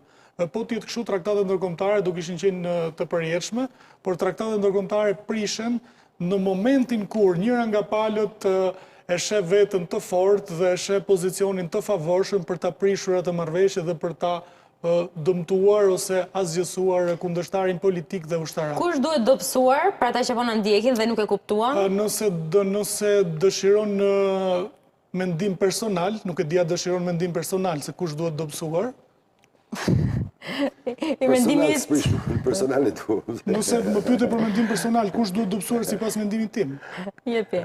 Unë të jap një mendim. Në mendimin personal, ne nuk kemi asnjë interes të dobësohen Shtetet e Bashkuara të Amerikës për shkak se i kemi prezente në Ballkan dhe platforma e paqes apo e dhunës që ata kanë vendosur në Ballkan, duke mos i lënë popujt shovinist të Ballkanit si Serbia për të bërë atë çfarë ka bërë historikisht, duke vrarë popujt fqinj, pra kroatët, bosnjakët dhe shqiptarët, ka garantuar një lloj interesi për ne, por edhe për forcat politike brenda Serbisë dhe brenda vendeve tjera cilat nuk duan këtë lloj lufte dhe këtë lloj shovinizmi. Pra ky është interesi jonë dhe për ta garantuar këtë interes ne nuk kemi leverdi që Shtetet e Bashkuara të dobësohen ndërkombëtarisht. Pra vetëm nga kjo pikpamje mund të shihet çështja e dobësimit. Pra nuk kemi asnjë interes si shqiptar që të dobësohet Amerika. Irani, sado që në simpati dhe në emocione për botën ka të drejtë sepse po goditet dhe është në pozicion mbrojtës, për një pjesë të botës, përfshi dhe Europën dhe sondazhet në Amerikë, për ne si shqiptar Irani nuk është as shtet armik, por nuk është shtet mik. Irani nuk njeh pavarësinë e Kosovës, nuk ka lidhje të forta dhe të ngushta me shqiptarët. Ambasadori iranian në Beograd ka dënuar sulmet e vitit 1999 nga Shtetet e Bashkuara kundër Slobodan Miloševićit, pra në kuptimin politik, ata nuk janë të afërt me ne, sepse janë larg nesh dhe nuk na lidh diçka, ndonjë interes i përbashkët. Pra ky është mendimi im personal në lidhje me përballjen midis Iranit dhe Shteteve të Bashkuara. Në çështjen e drejtësisë, në Shqipëri ka ndikuar emocionalisht dhe shpirtërisht vetëm Palestina dhe çështja e rripit të Gazas dhe të banorëve të Gazas, ku Izraeli ka ushtruar një masakër dhe një genocid të qartë dhe të hapur genocid i cili ka quar në bojkotin Izraelit nga shtetet europiane, si për interes, si për të ruajtur nga denigrimi atë civilizimin perëndimor, sepse civilizimi perëndimor varroset në Gaza nëse pranohet ajo çfarë bën Izraeli në Gaza. Dhe kjo ka ndikuar dhe i ka pozicionuar edhe një pjesë të shqiptarëve pro-Iranit, jo duke qenë kundër Shtetet e Bashkuara, por e kanë këtë çështjen me Izraelin, emocionalisht dhe shpirtërisht. Nëse Shtetet e Bashkuara do arrin ta mbyllin çështjen e masakrave në lindjen e mesme, sigurisht do të rifitojnë prestigjin, por duke dalë përsëri, sepse më pyetët për mendim personal, unë mendoj se Shtetet e Bashkuara duhet të vazhdojnë të mbeten edhe për dekada me radhë, një shtet dominues, sepse në krahasim me Rusinë dhe me Kinën kanë arritur të ofrojnë më shumë platforma paqej në për rajonet të botës. Dallimin midis një shteti të madh global dhe një shteti jo global e bën kapaciteti për të çuar në rajonet të ndryshme të botës platforma sigurie. Shtetet e Bashkuara e kanë bërë, askush tjetër nuk e ka bërë dhe nuk ka mundur ta bëj, ke ideolog kinez të cilët i heqin minus Kinës dhe i thonë që nuk mund bëhet perandori për sa kohë që nuk jep garanci të tilla për popujt të tjerë, dhe nga interesi, por dhe nga logjika, shpresojmë që Shtetet e Bashkuara të mos humbin prestigj në nivel ndërkombëtar, sepse për interesin tonë si shqiptar nuk ka kush flet. Mirë, se çështja e vërtet. Me qenë si ishim për mendim personal. Po, dakor, ma kërkove veç që të ndaja, unë ishte e rëndësishme që ta dija. Jo, Greta, mos të diçka, lutem. Nëse kështu, me që jemi të... Edhe ti personal. Se e di pse që do t'je thoja me Indridit, kur tha personal dhe profesional ndahet në dy, apo... Personal në kuptimin e bindjes personale. Çfarë do të doje, ti jo çfarë do të ndodha, po çfarë duhet të ndodhe, kuptova. Shiko, interesat politike dihet dhe duhet të them atë që po thotë Indriti, interesi jonë si shqiptar, për kombë shqiptar, është interesi që Shtetet e Bashkuara të Amerikës të rrisin më shumë prestigjin e tyre në arenën ndërkombëtare. Për shumë arsye, nuk është vend mik, armik, siç e thotë Indriti, por për ne Irani është një vend armik. Nuk ka njohur. Tani politikisht e kemi një ndarje, Indrite dhe kujtim. Ndarje me kë? Një qasje kundrejt Iranit. Atëherë, unë po them mendimin tim. Si qeveri apo si popull?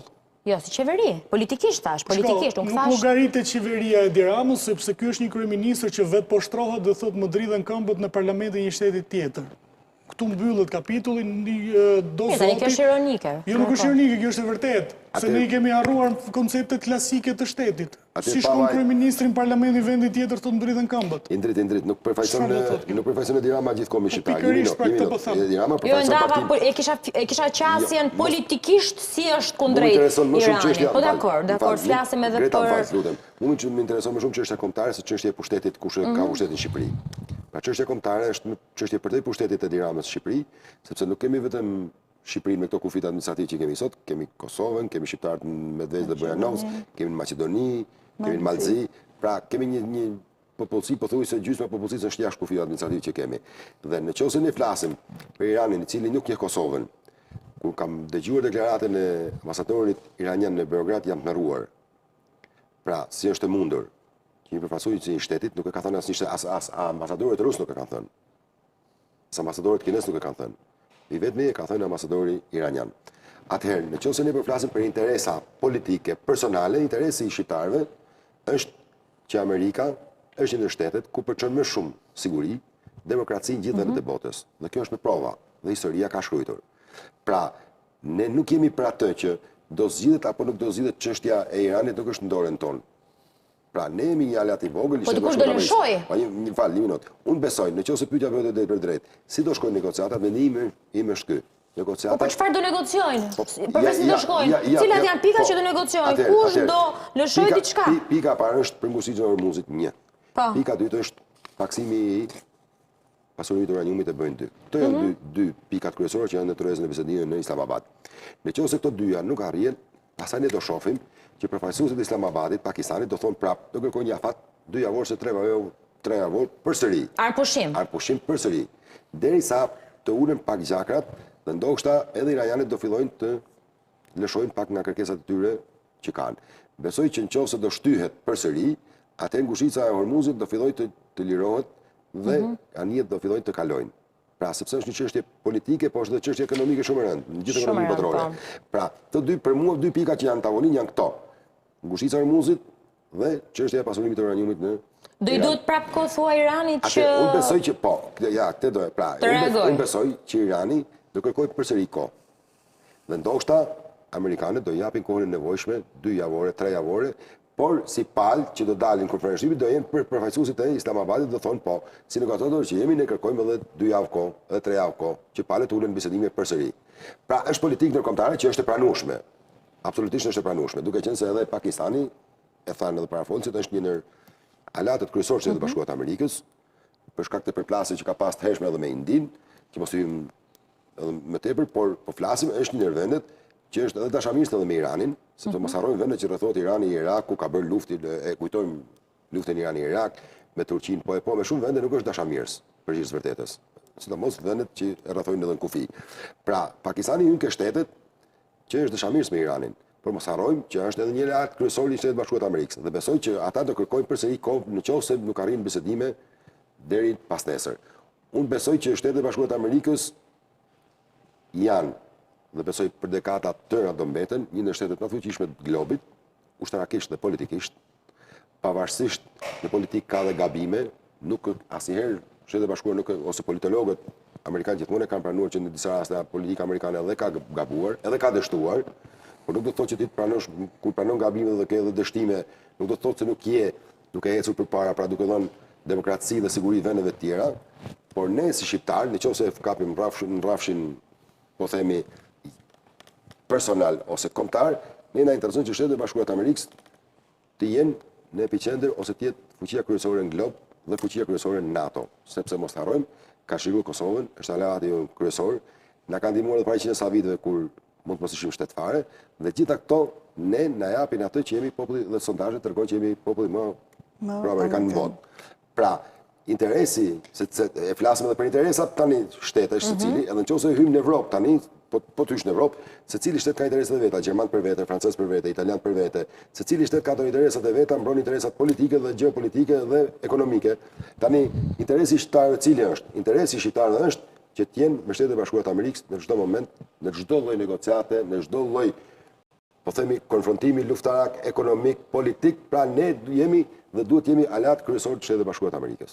Ngushtica e Hormuzit, besoj se kishte një koment, pastaj e çojmë tek ngushtica e Hormuzit, sa e vështirë do të jetë edhe zgjedhja e situatës në fjalë, teksa të dyja palët kanë treguar nëse kalojnë anijet, po marrim rastin iranian, nëse kalojnë anijet amerikane, ne do t'i godasim, ndërkohë SBA thotë ne kemi arritur marrëveshje, paktën Trump del her pas here dhe thotë që ata kanë pranuar kushtet tona, është pak e paqartë kjo situatë. Mendoj që pavarësisht deklaratave që kanë bërë të dyja palët, si Shtetet Bashkuara, ashtu dhe pala iraniane, pavarësisht se kanë futur dhe negociatorët aty në mes, besoj se të dy palët do ridimensionojnë dhe një herë faktorët e tyre, ekonomik, politik, social, dhe do të shty negociatat për të rinegociuar përsëri ose për të ribiseduar, dhe mendoj se do gjejnë një zgjidhje që do të jetë në interes të dy palëve, edhe të Shteteve të Bashkuara, edhe të Iranit. Personalisht, ne jemi pro Shteteve të Bashkuara të Amerikës. Pro forcimit dhe, si thua, jemi një vend pro-amerikan, dhe në këto negociata, sigurisht, unë jap dhe mendimin tim personal, pavarësisht deklarimeve që ka thënë presidenti Amerikës, apo pavarësisht kritikave të shumta që ne i kemi diskutuar pas here, mendoj që negociatat do të jenë në favor të, domethënë do të tolerohet për sa i përket kërkesave të Shteteve të Bashkuara të Amerikës. Zonja Bazi, cilat janë, nëse mund t'i konsiderojmë kështu, vijat e kuqe të dyja palëve në këtë takim të dytë në Pakistan? Tani unë do doja të bëja një analizë jo duke u nisur nga konsideratat e mia personale, po ekspertize, në kuptimin që konflikti nuk është as pak i thjeshtë. Edhe në qoftë se do të kemi një arritje, nuk e di se të çfarë niveli, për mendimin tim është thjesht për të fituar kohë. sepse lufta që po zhvillohet, ndonë se ajo u zhvillua për, do më thënë arsye, duke si kur janë ende të paqarta ose kërkojnë sqarime, në thelb janë, është një luftë ideologjike. Dhe Irani nuk e do bombën atomike, thjesht që ta ketë edhe ta mbajnë arsenalin e vetë, por duke u nisë nga politikat e saj e ti, të themi, ekspansioniste dhe fuqizimit të njësër grupesh që u përmendën këtu, të cilat ushtronin një aktivitet shumë të rëndësishëm në vendet e rajonit, duke u nisur dhe nga fakti që Irani, do me thënë, dhe është prehur disa herë, pavarësisht se sa është në media, Irani udhëhiqet nga, do me thënë, nga një ideologji që e konsideron si të triumfuse në nivel përtej toksores. Pra, njerëzit mund të vriten në luft, por nuk e kanë fare problem, sepse ata do jenë herojnë në botën tjetër. Dhe kjo, si të thuash, bën që njerëzit të cilët i besojnë kësaj gjëje, ti bashkohen kësaj ideologjie në një mënyrë apo një tjetër. Dhe gjithmonë ideologjit kanë qenë mobilizuese, pavarësisht se cila ka qenë fuqia ushtarake. Ku janë të fetare, sidomos, dhe lidhen me shpirtërore, jo vetëm fetare, për shembull, po të sjell shembullin, një shembull klasik që përmendet në literaturë, për shembull është rasti i Napoleonit. Franca ishte një vend, por me teorinë e saj, me ideologjinë e saj nacionaliste, të barazisë, lirisë dhe vllazërisë, bëri që të krijonte një ushtri shumë më të madhe se të gjitha shtetet e tjera, për shkak të, sepse, si thua, futja të konskripsionin, si quhet në shqip? Jo, është mobilizimi ushtarak, të mbështetur tek gjithë popullsia, ndërkohë që të tjerët e kishin tek mercenarët dhe kishin aq ushtri sa para kishin, tani ishte se sa njerëz besonin tek kjo ideologji. Pra kjo, dhe në këtë mënyrë Napoleoni shkoi deri në Moskë. Kështu që ideologjia ka një fuqi shumë të rëndësishme. Dhe në Shqipëri duket si e rastësishme, thjesht, sepse pam disa masakra e tjera, ka një sër faktorësh të cilët, do me thënë, bëjnë që njerëzit të shkojnë në një anë apo në një anë tjetër, duke dhe mos e kuptuar. Në kuptimin që mendojnë se po bëjnë diçka të drejtë, sepse kështu është gjëja, po kjo krijon një dimension tjetër të atyre të cilët mund mobilizohen në këtë drejtim. Dhe kjo, si thuash, e vendos konfliktin në një dimension tjetër. Dhe në qoftë se do t'i shtohet arma bërthamore, do ketë më shumë leverage, si thuhet, mundësi, për ta projektuar këtë lloj fuqie. Kështu që konflikti për mua do të vazhdoj, në qoftë se mbehetemi ke këto llogari, do të vazhdoj dhe mund të vendoset paqe vetëm në momentin kur do të vendoset një farë balance se si palët mund ta kontrollojnë njëra tjetrën që nuk do ta dëmtojnë njëra tjetrën. Dhe këtu mund vim për shembull edhe tek pjesa e luftës së ftohtë, që ishin dy ideologji të ndryshme dhe të kundërshtuara, demokracia dhe komunizmi.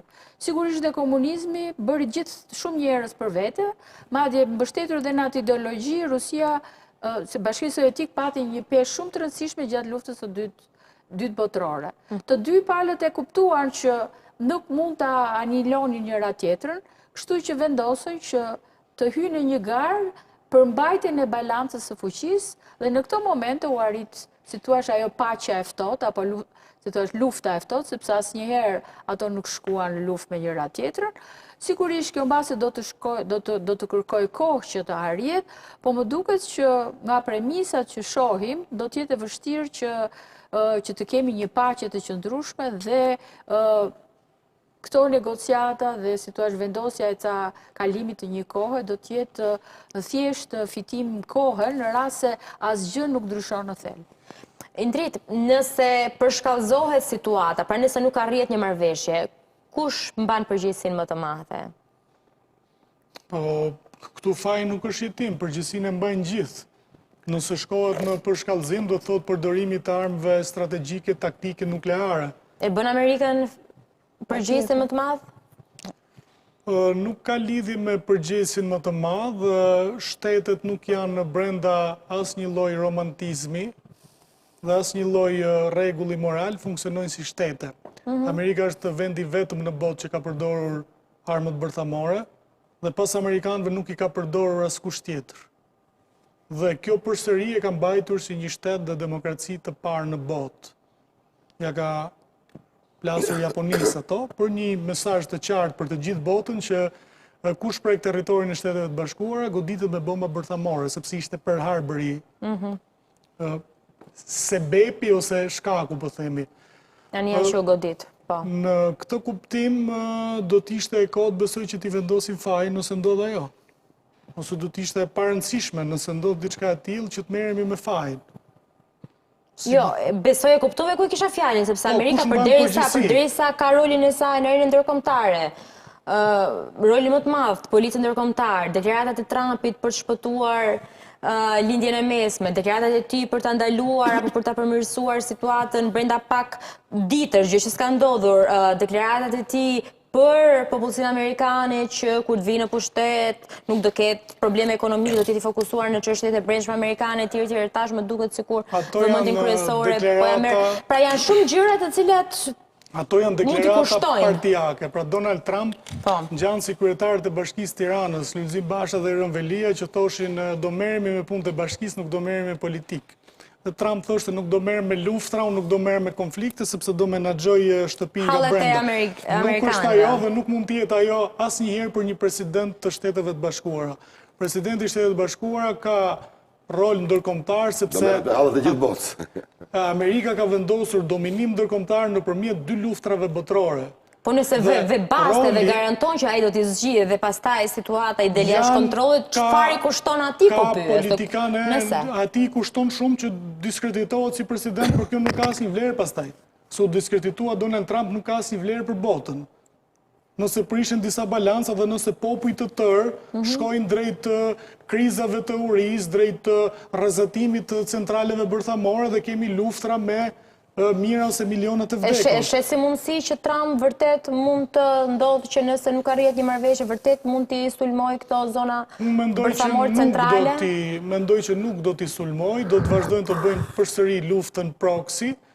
Trump nuk është aq i dedikuar ndaj pushtetit, e thotë dhe vetë, jam real estate guy.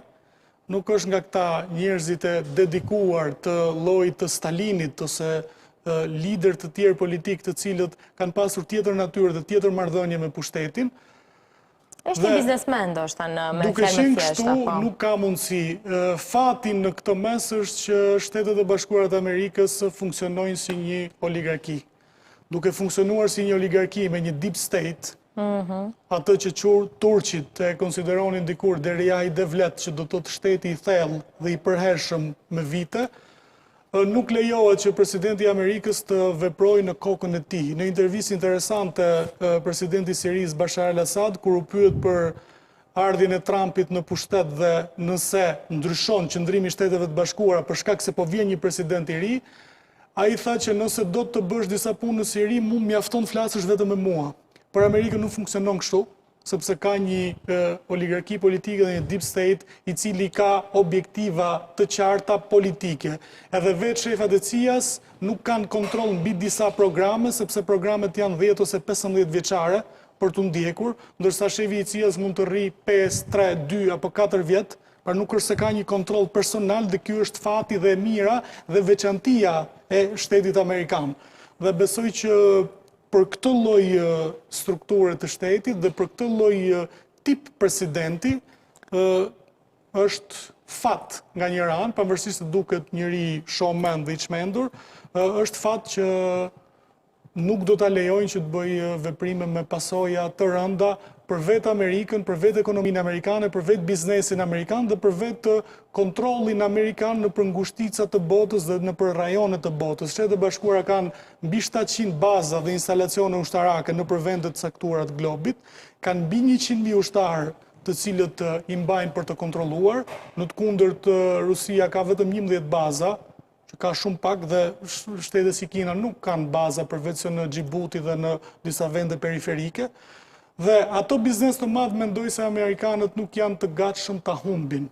Elita ushtarake, politike, e shërbimeve, e deep state-it nuk është e gatshme dhe mendon se është shumë herët për të humbur rolin e predominancës globale dhe nuk mendoj se do të lejojnë një president si Donald Trump që tu aprish këtë rol politik në kontrollin e botës. Amerika është e projektuar kështu pikërisht që individ të caktuar, si Donald Trump apo të tjerë, të mos munden të dominojnë totalisht në mënyrë personale, autokratike apo dhe teokratike, si që dominojnë në vendet tjera.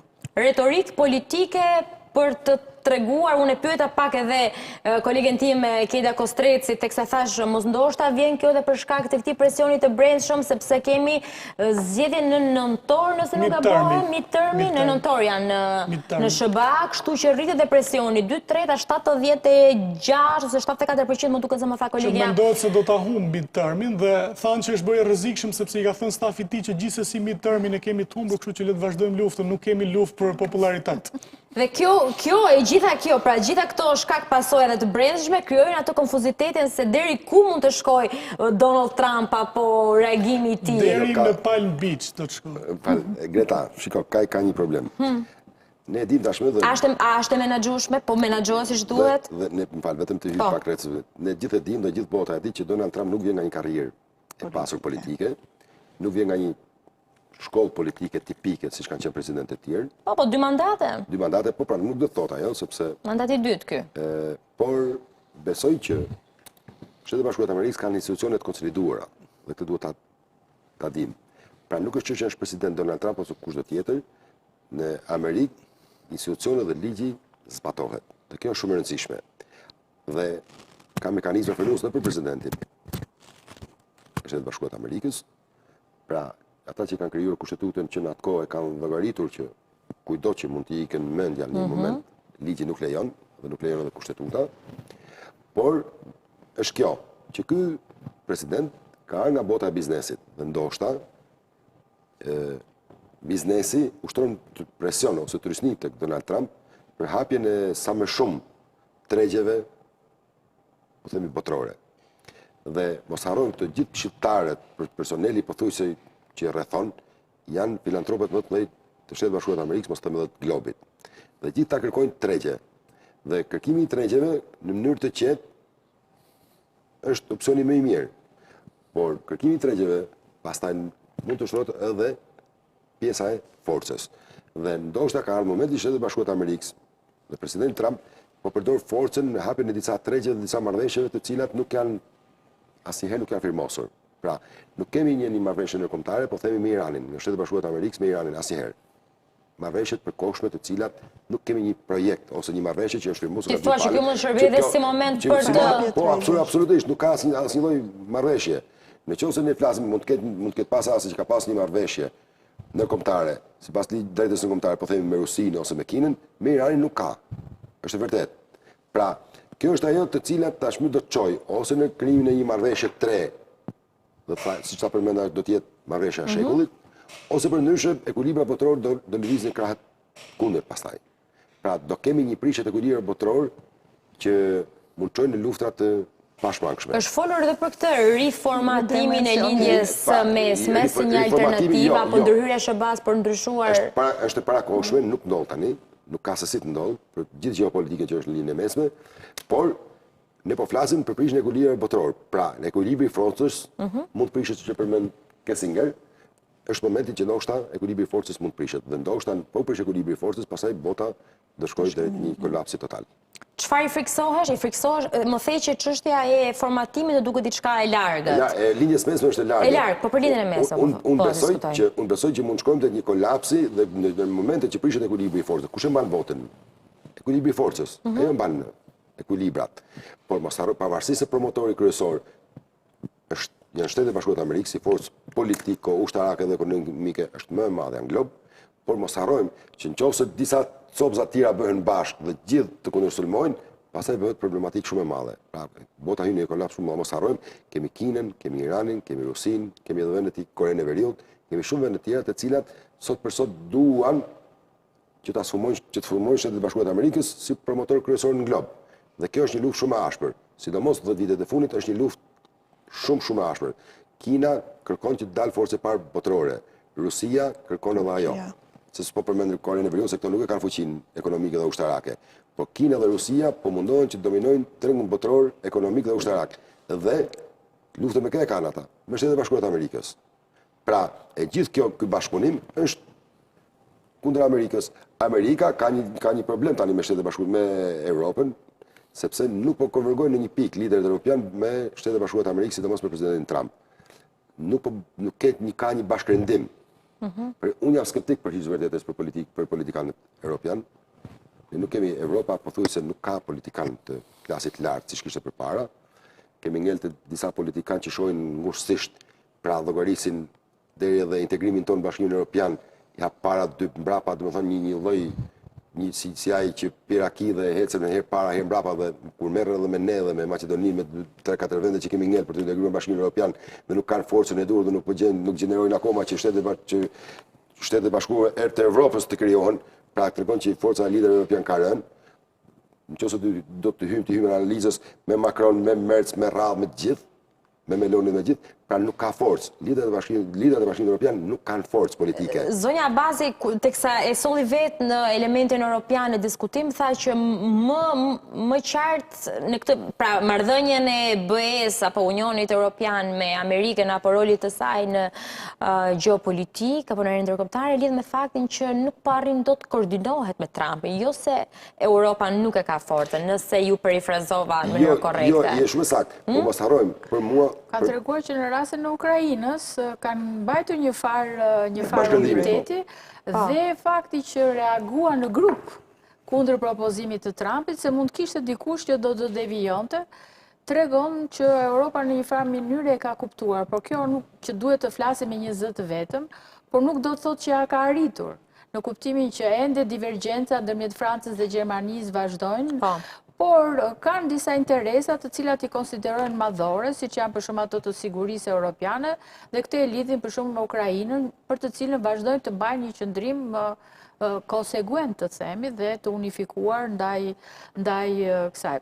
Kam përshtypjen që dhe europianët në gjithë të krizë të madhe duan të luajnë në kuptimin që të fitojnë një rol si thuash në diplomacinë ndërkombëtare dhe këtë do të arrijnë nëpërmjet edhe Shteteve të Bashkuara, të cilat duhet të tregohen më serioz në përfilljen e tyre. Çfarë roli mund të marrin në arritjen ndërkombëtare? Pra të negociatorit apo thjesht pjesëmarrësve një herë. Dhe europianët pastaj po të hyjmë duan të fitojnë kohë, sepse të gjithë kanë në projektet e tyre biliona euro që do të shpenzohen për ri-industrializimin dhe ri-forcimin e pjesës ushtarake dhe mbrojtëse. Por dihet që në moment ata nuk mund të harrin. Kjo do të arrihet, për shembull, Merz ka thënë në $100 miliard në 5 vjeçarin e ardhshëm. Problemi është që problemi shumë i komplikuar, nuk është vetëm çështje parash, sepse diskutimi është dhe know-how, pra dija. Që njerëzit të cilët merreshin me këtë gjë nuk kanë vazhduar të trajnohen më, sepse nuk na duhen, kemi e të tjera për të marrë disa nga këto element. Kështu që Europës duhet të fitojë kohë dhe me Donald Trumpin kërkon që të ulet së bashku siç kanë qenë pasulur dhe më përpara në tryezën e diskutimeve. Prandaj dhe Macron ndërmori një samit të tillë në Paris për të treguar që jemi dhe ne, por që ngelen gjithmonë në diskursin se si duhet të jetë. Pra edhe kur mblidhen për Ukrainën, ja mbledhur pafundësisht. Mbajmë takimin e pak muajve më përpara ku mblodhen në zyrën ovale, pra në Amerikë, dhe ishte takimi që Donald Trump i rreshtoi të gjithë liderët europianë. Dhe kjo është pjesë e asaj që kërkon ti ridikulizoj liderat europianë. Dhe njëri i thoshte ky është miku im, nëse nuk e bëj Melonin e përqafoi, nuk di sa muaj është bërë nga ai takim, Melonin e përqafoi teksa thoshte është mikja ime. Macron mirë, njërin e përqafoi, tjetrin e afroi, po sigurisht ishin gjithë ata të cilët i kishte vendosur atë tavolinë për herë. Po shikon ndryshimin tani. Tani i denigron. Tani thot Macron po grushti gruas, pastaj Meloni thot nuk isha ajo që ishe, e ka filluar tani talljen. Shiko, bërë tani takimin në Mos Paris. ndoshta Europa nuk po i gjen veten Po e s'po e gjen, saj. nuk ka lider. Jo, se nuk ka lider Europa, nuk po prodhon lider. Pra takimi i Parisit asnjë lloj zhvillimi. Ishte Steinmeier, ishte Merzi, ishte Macroni, Po Meloni, Spanja, me radhë. Spanja se ma lat Spanjën pak Sanchezin e ngriti nga karriga e tha hikti tani se s'ke. Po Sanchezi ka treguar goxha rezistencë paktën edhe për brenda vendit të tij, ka treguar populariteti për Sanchezin është rritur jashtë masës shumë brenda Spanjës. Dhe roli i tij si politikan i zoti. Po, kur vjen fjala për Shtetet e Bashkuara të Amerikës bëhet fjalë për Amerikën, nuk është çështje Spanje. Pra nuk është çështje që më kupton, është tjetër gjë. Në qoftë ne flasim Bashkimi Evropian është Po interesat e çdo politikani janë edhe për elektoratin e tij dhe në arenën ndërkombëtare. Ne po flasim për Europën. Në qoftë se Europa ka 500 milion banor, kjo duhet të jetë sot për sot një ndër faktorët kryesorë që bën që politikën botërore. Dhe këtë nuk e ka, nuk të po flas. Pra nuk e kemi. Duam ta kemi, por nuk e kemi. Pra ka dalë prioritet më shumë Irani, Kina, Rusia, po ne ku jemi Europa, zero. Ka një ridimensionim gjeopolitik. Ne kemi faktor. Ne nuk kemi faktor gjeopolitik. Europa nuk është faktor gjeopolitik në sotme. Për shkak të liderëve të dobë që ka. Ka iku Angela Merkel, iku Helmut Kohl, iku Mitterrand me radhë, s'ka. Ka ngel ta. Këta. I vendosë këtë për emër. Në këtë ridimensionim të ri politik. Trump edhe ti, ankesa e zonjës Abazi tani besoj do kaloj edhe për ju zoti Ivre, apo jo, me pak. Sigurisht roli Trumpit si një presidenti i Shtetet Bashkuara të Amerikës, si liderit botror, sigurisht në situatën kur grupimet e reja gjeopolitike vuajnë për lider, roli Trumpit sigurisht që do jetë ai që sa po tha kolegu, që do tallet me atë, do t'i thot atij tjetrit të gjuajti gruaja me grusht, pastaj do t'i bëj miq. Pra bota është në një krizë liderash dhe ridimensionimi gjeopolitik po e tregon shumë saktë këtë. Për sa i përket çështjes se kush Amerika, çfarë roli ka Trumpi lidhur me negocimet edhe dhe ku po e fut Amerikën ky konflikt, mendoj se Amerikën do ta fusi në një krizë shumë të madhe vetë Shtetet e Bashkuara të Amerikës.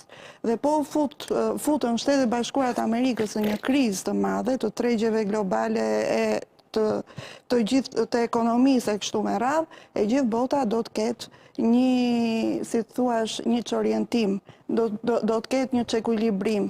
Prandaj unë mendoj që pavarësisht gjithë faktorëve dhe gjithë atyre zhvillimeve që kanë ardhur deri tashti, institucionet e brendshme të Shteteve të Bashkuara të Amerikës nuk do ta lejojnë që destabilizimin e vetë Shteteve të Bashkuara dhe si pasojë e kësaj, e mos lejimit të destabilizimit të institucionit presidentit të Shteteve të Bashkuara, duke mbajtur në ekuilibra, do të arrijnë që të mos lejojnë destabilizimin edhe në të planit global të gjithë botës.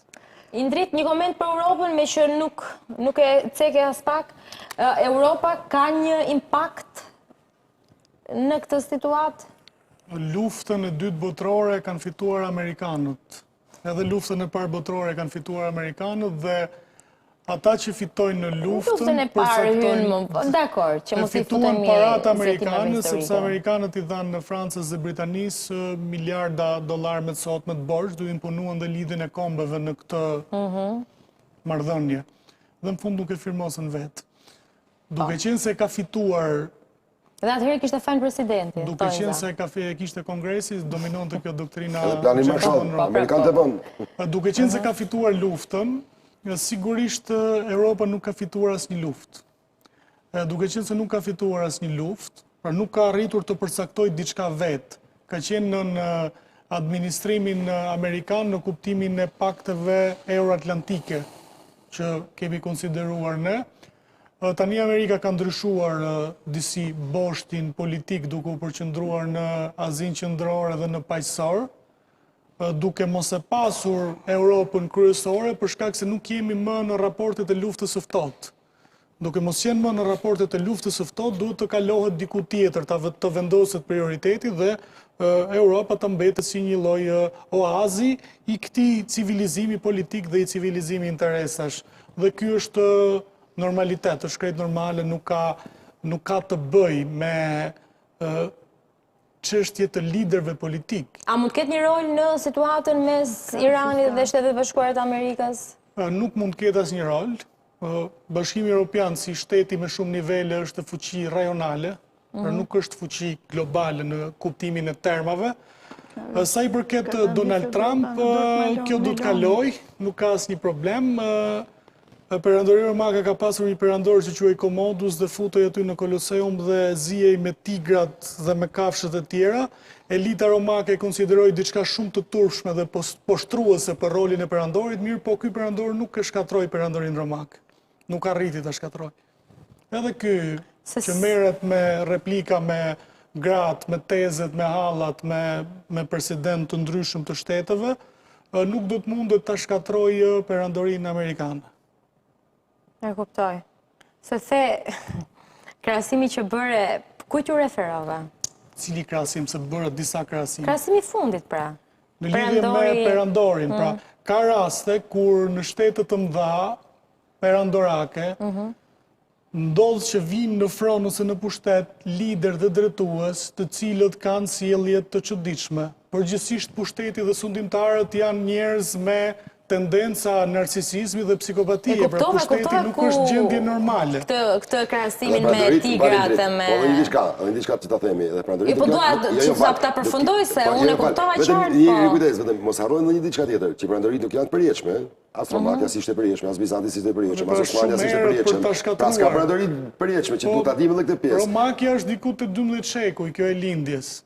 Pra dhe është ajo çfarë thash më parë, jemi shumë herët për ta shkatruar këtë perandori. Po pra. Është vetëm në shekullin e parë të dominimit është herët. Është vërtet. Që s'ka gjasa që do të rrëzohet. Me që jemi në sekondet e fundit e këtij transmetimi, një koment të fundit për çfarë na pret në këto sekondat e fundit? E nisim bashk, e nisim për ta përfunduar bashk, Elta? Optimiste fillimisht? Optimiste apo pesimiste? Që diçka do ndryshoj? Mendoj, unë jam optimiste. Po ua ka lidhë këtë. JD Vance ka një rol shumë, ka një moment shumë të rëndësishëm edhe për karrierën e tij, zonja Bazi, nëse nuk gabojm, e theksoi që pretendon që të zëvendësoj dhe liderin aktual. Për të shtyrë negociatat. Negociatat do shtyhen prap. Do me thënë do t'i hapet prap një shteg ribërjes, do me thënë do përcaktojt një fazë e dytë për... E tretë tashme. E tretë, më falni, një fazë e tretë për të fituar kohë edhe për t'i dhënë një zgjidhje përfundimtare kësaj çështje. Ibrej? Unë besoj që negociatat do shtyhen, do kemi një raund tjetër bisedimesh, sepse nuk besoj që me 2 trame, si është e shprehja, do bjelisi, por unë i mshoj më shumë kësaj pjesës që shtetet evropiane besoj duhet fillojnë që tani që të krijojnë projektin politiko-ushtarak për Shtetet e Bashkuara të Evropës. Në të kundërt, Evropa rrezikohet më shumë se asnjë. Zonja Bazi, ndoshta një koment për JD Vance në këtë mision të tij personal dhe profesional dhe global? Ke kolegu dhe pasaj ke JD Vance, presidenti polak ka thënë një shprehje që më duk shumë interesante. 550 milion europian priten që të mbërë nga 350 milion Amerikan dhe kanë frikë 153 milion rus. Kjo të regon që Europa duhet të zgjohet dhe duhet dhe mendoj që në qoftë se do duam që edhe konfliktit të zgjidhjet, pavarësisht problematikave që ka në Europë, por Europianët duhet të përfshihen në këtë proces të negociatave dhe Trumpi duhet të gjejë mënyrën se si ta organizojë gjithë procesin, pasi vetëm një element do të përmendja, ka një eksperiencë jashtëzakonshme diplomatike duke qenë historikisht në ato rajone dhe kjo duhet të përdoret në mënyrë që të arrihet në një negociat e cila të sjellë, të themi, një zgjidhje relativisht të qëndrueshme për një kohë të caktuar, se thash, në qoftë se do ngelet në nivelet e një konflikti ideologjik, zgjidhja e tij përfundimtare duket e vështirë, por të paktën të vendoset në një ekuilibër që nuk do ta shqetësoj botën në nivelet që duke shqetësuar. Një fjali për JD Vance, para se ta mbyllim? Sigurisht JD Vance ka qenë kundër kësaj lufte dhe tani kërkon që të dalë po si dhe Donald Trump si një paqe bërës, pasi synon që të të kandidoj bas përfundimit të mandatit të Donald Trump. Një mision shumë i vështirë, kam përshtypjen që ai nuk ishte dakord në fillim pikërisht sepse nuk do të involvohet në një situatë kaq komplekse dhe kaq të papavarësishme, sepse kjo do t'i kushtoj pastaj në atë zgjedhjet presidenciale dhe kjo pastaj na bëhet garanci që ai do bëj të pamundurën për të arritur diçka në mënyrë që të tregoj që unë isha pjesë e një grupi negociator të suksesshëm. Ish ushtarak, J.D. Vance, po. Edhe diçka. Një fjali të lutëm se mi në fund. Do ta mbyll. Ajo që më ka bërë përshtypje, më ka bërë takimi mes Zelenskit dhe Donald Trump dhe J.D. Vance kur ishte në Shtëpinë e Bardhë. Po. Dhe për mua J.D. Vance ka treguar që nuk është një politikan i klasit lartë që të arrijë një marrëveshje me Iranin. Për mua mendimi im personal, sepse ajo mënyrë sjelljet në Shtëpinë e Bardhë, sidomos nga zëvendësi presidenti amerikan, që është kandidat i mundshëm për president, nuk i shkon për shtat një politikan i karrierës si J.D. Vance që pretendon që nesër drejtori i Shtetit Bashkuar të Amerikës do të jetë një ndër president, po themi, kryesor të botës, sepse të flasësh me kartat hapura, siç folën në një takim me Zelensin, ajo ka lënë një shije shumë të hidhur në politikën, në gjeopolitikën ndërkombëtare. Dhe ndoshta edhe europianët janë tërhequr për shkak të skandalit që ndodhi me Zelensin. Nuk besoj që ka forcën e duhur që J.D. Vance të arrijë një marrëveshje me Iranin. Dhe në Berlin, me atë që tha për Europën, ju nuk keni një vend demokratik, nuk keni vend demokratike se nuk lejoni fjalën e lirë, po kam përshtypjen nëpërmjet kësaj J.D. Vance ka dalë mbi ujë, se zakonisht zëvendës presidentat nuk njihen në Shtetet e Bashkuara se janë në një pozitë të qetë. Ai tani është manifestim që do t'i japi sukses, do ta shikojmë, por në këtë mënyrë Ose mund t'ju dhe... është nocisur kur i thonë, është vënë në dukje. Indrit, një koment të fundit për J.D. Vance, i cili është dhe krye negociator, nëse mund ta quajmë të tillë në këtë takim sërish. S'pari unë dua të them për këtë pritjet pesimiste dhe optimiste, nuk ka asnjë gjë të jashtëzakonshme, pra qenjet njerëzore i kanë dalë Zotit nga duar dhe prandaj u ka quar profet vazhdimisht, dhe këto janë gjëra që i bën vetëm njeriu, këto krimet psikopatike, se kafsha ka vetëm instinkt ushqimor. Njeriu bën krime psikologjike. Tani J.D. Vance nuk është asgjë më shumë dhe asgjë më pak se natyra Donald Trump. Por J.D. Vance mbështetet nga rrethi i Donald Trump, familja e Donald Trump, Peter Thiel dhe disa oligarkë të tjerë bashkë me Peter Thiel, dhe ata vendosin dhe sjellin president siç sollën president dhe Donald Trump. Edhe Donald Trump në shumë aspekte për politikën tradicionale ishte skandaloz, mirë po është 2 mandate president dhe në Amerikë është normale, është vend i lirisë dhe skandali mund të vazhdojë. Lobimi shumë i rëndësishëm. Faleminderit shumë Vokshi, faleminderit shumë Abazi, faleminderit shumë Ibra, faleminderit shumë Ilori dhe kolegen time Kostreci, faleminderit dhe ju që na ndoqët dhe shihemi sërish në review javën tjetër, teksa do prisnin në transmetim live në Euronews Albania dhe për zhvillimet të cilat do ndodhin në Islamabad për gjatë orëve në vijim. Natën e mirë për sonte.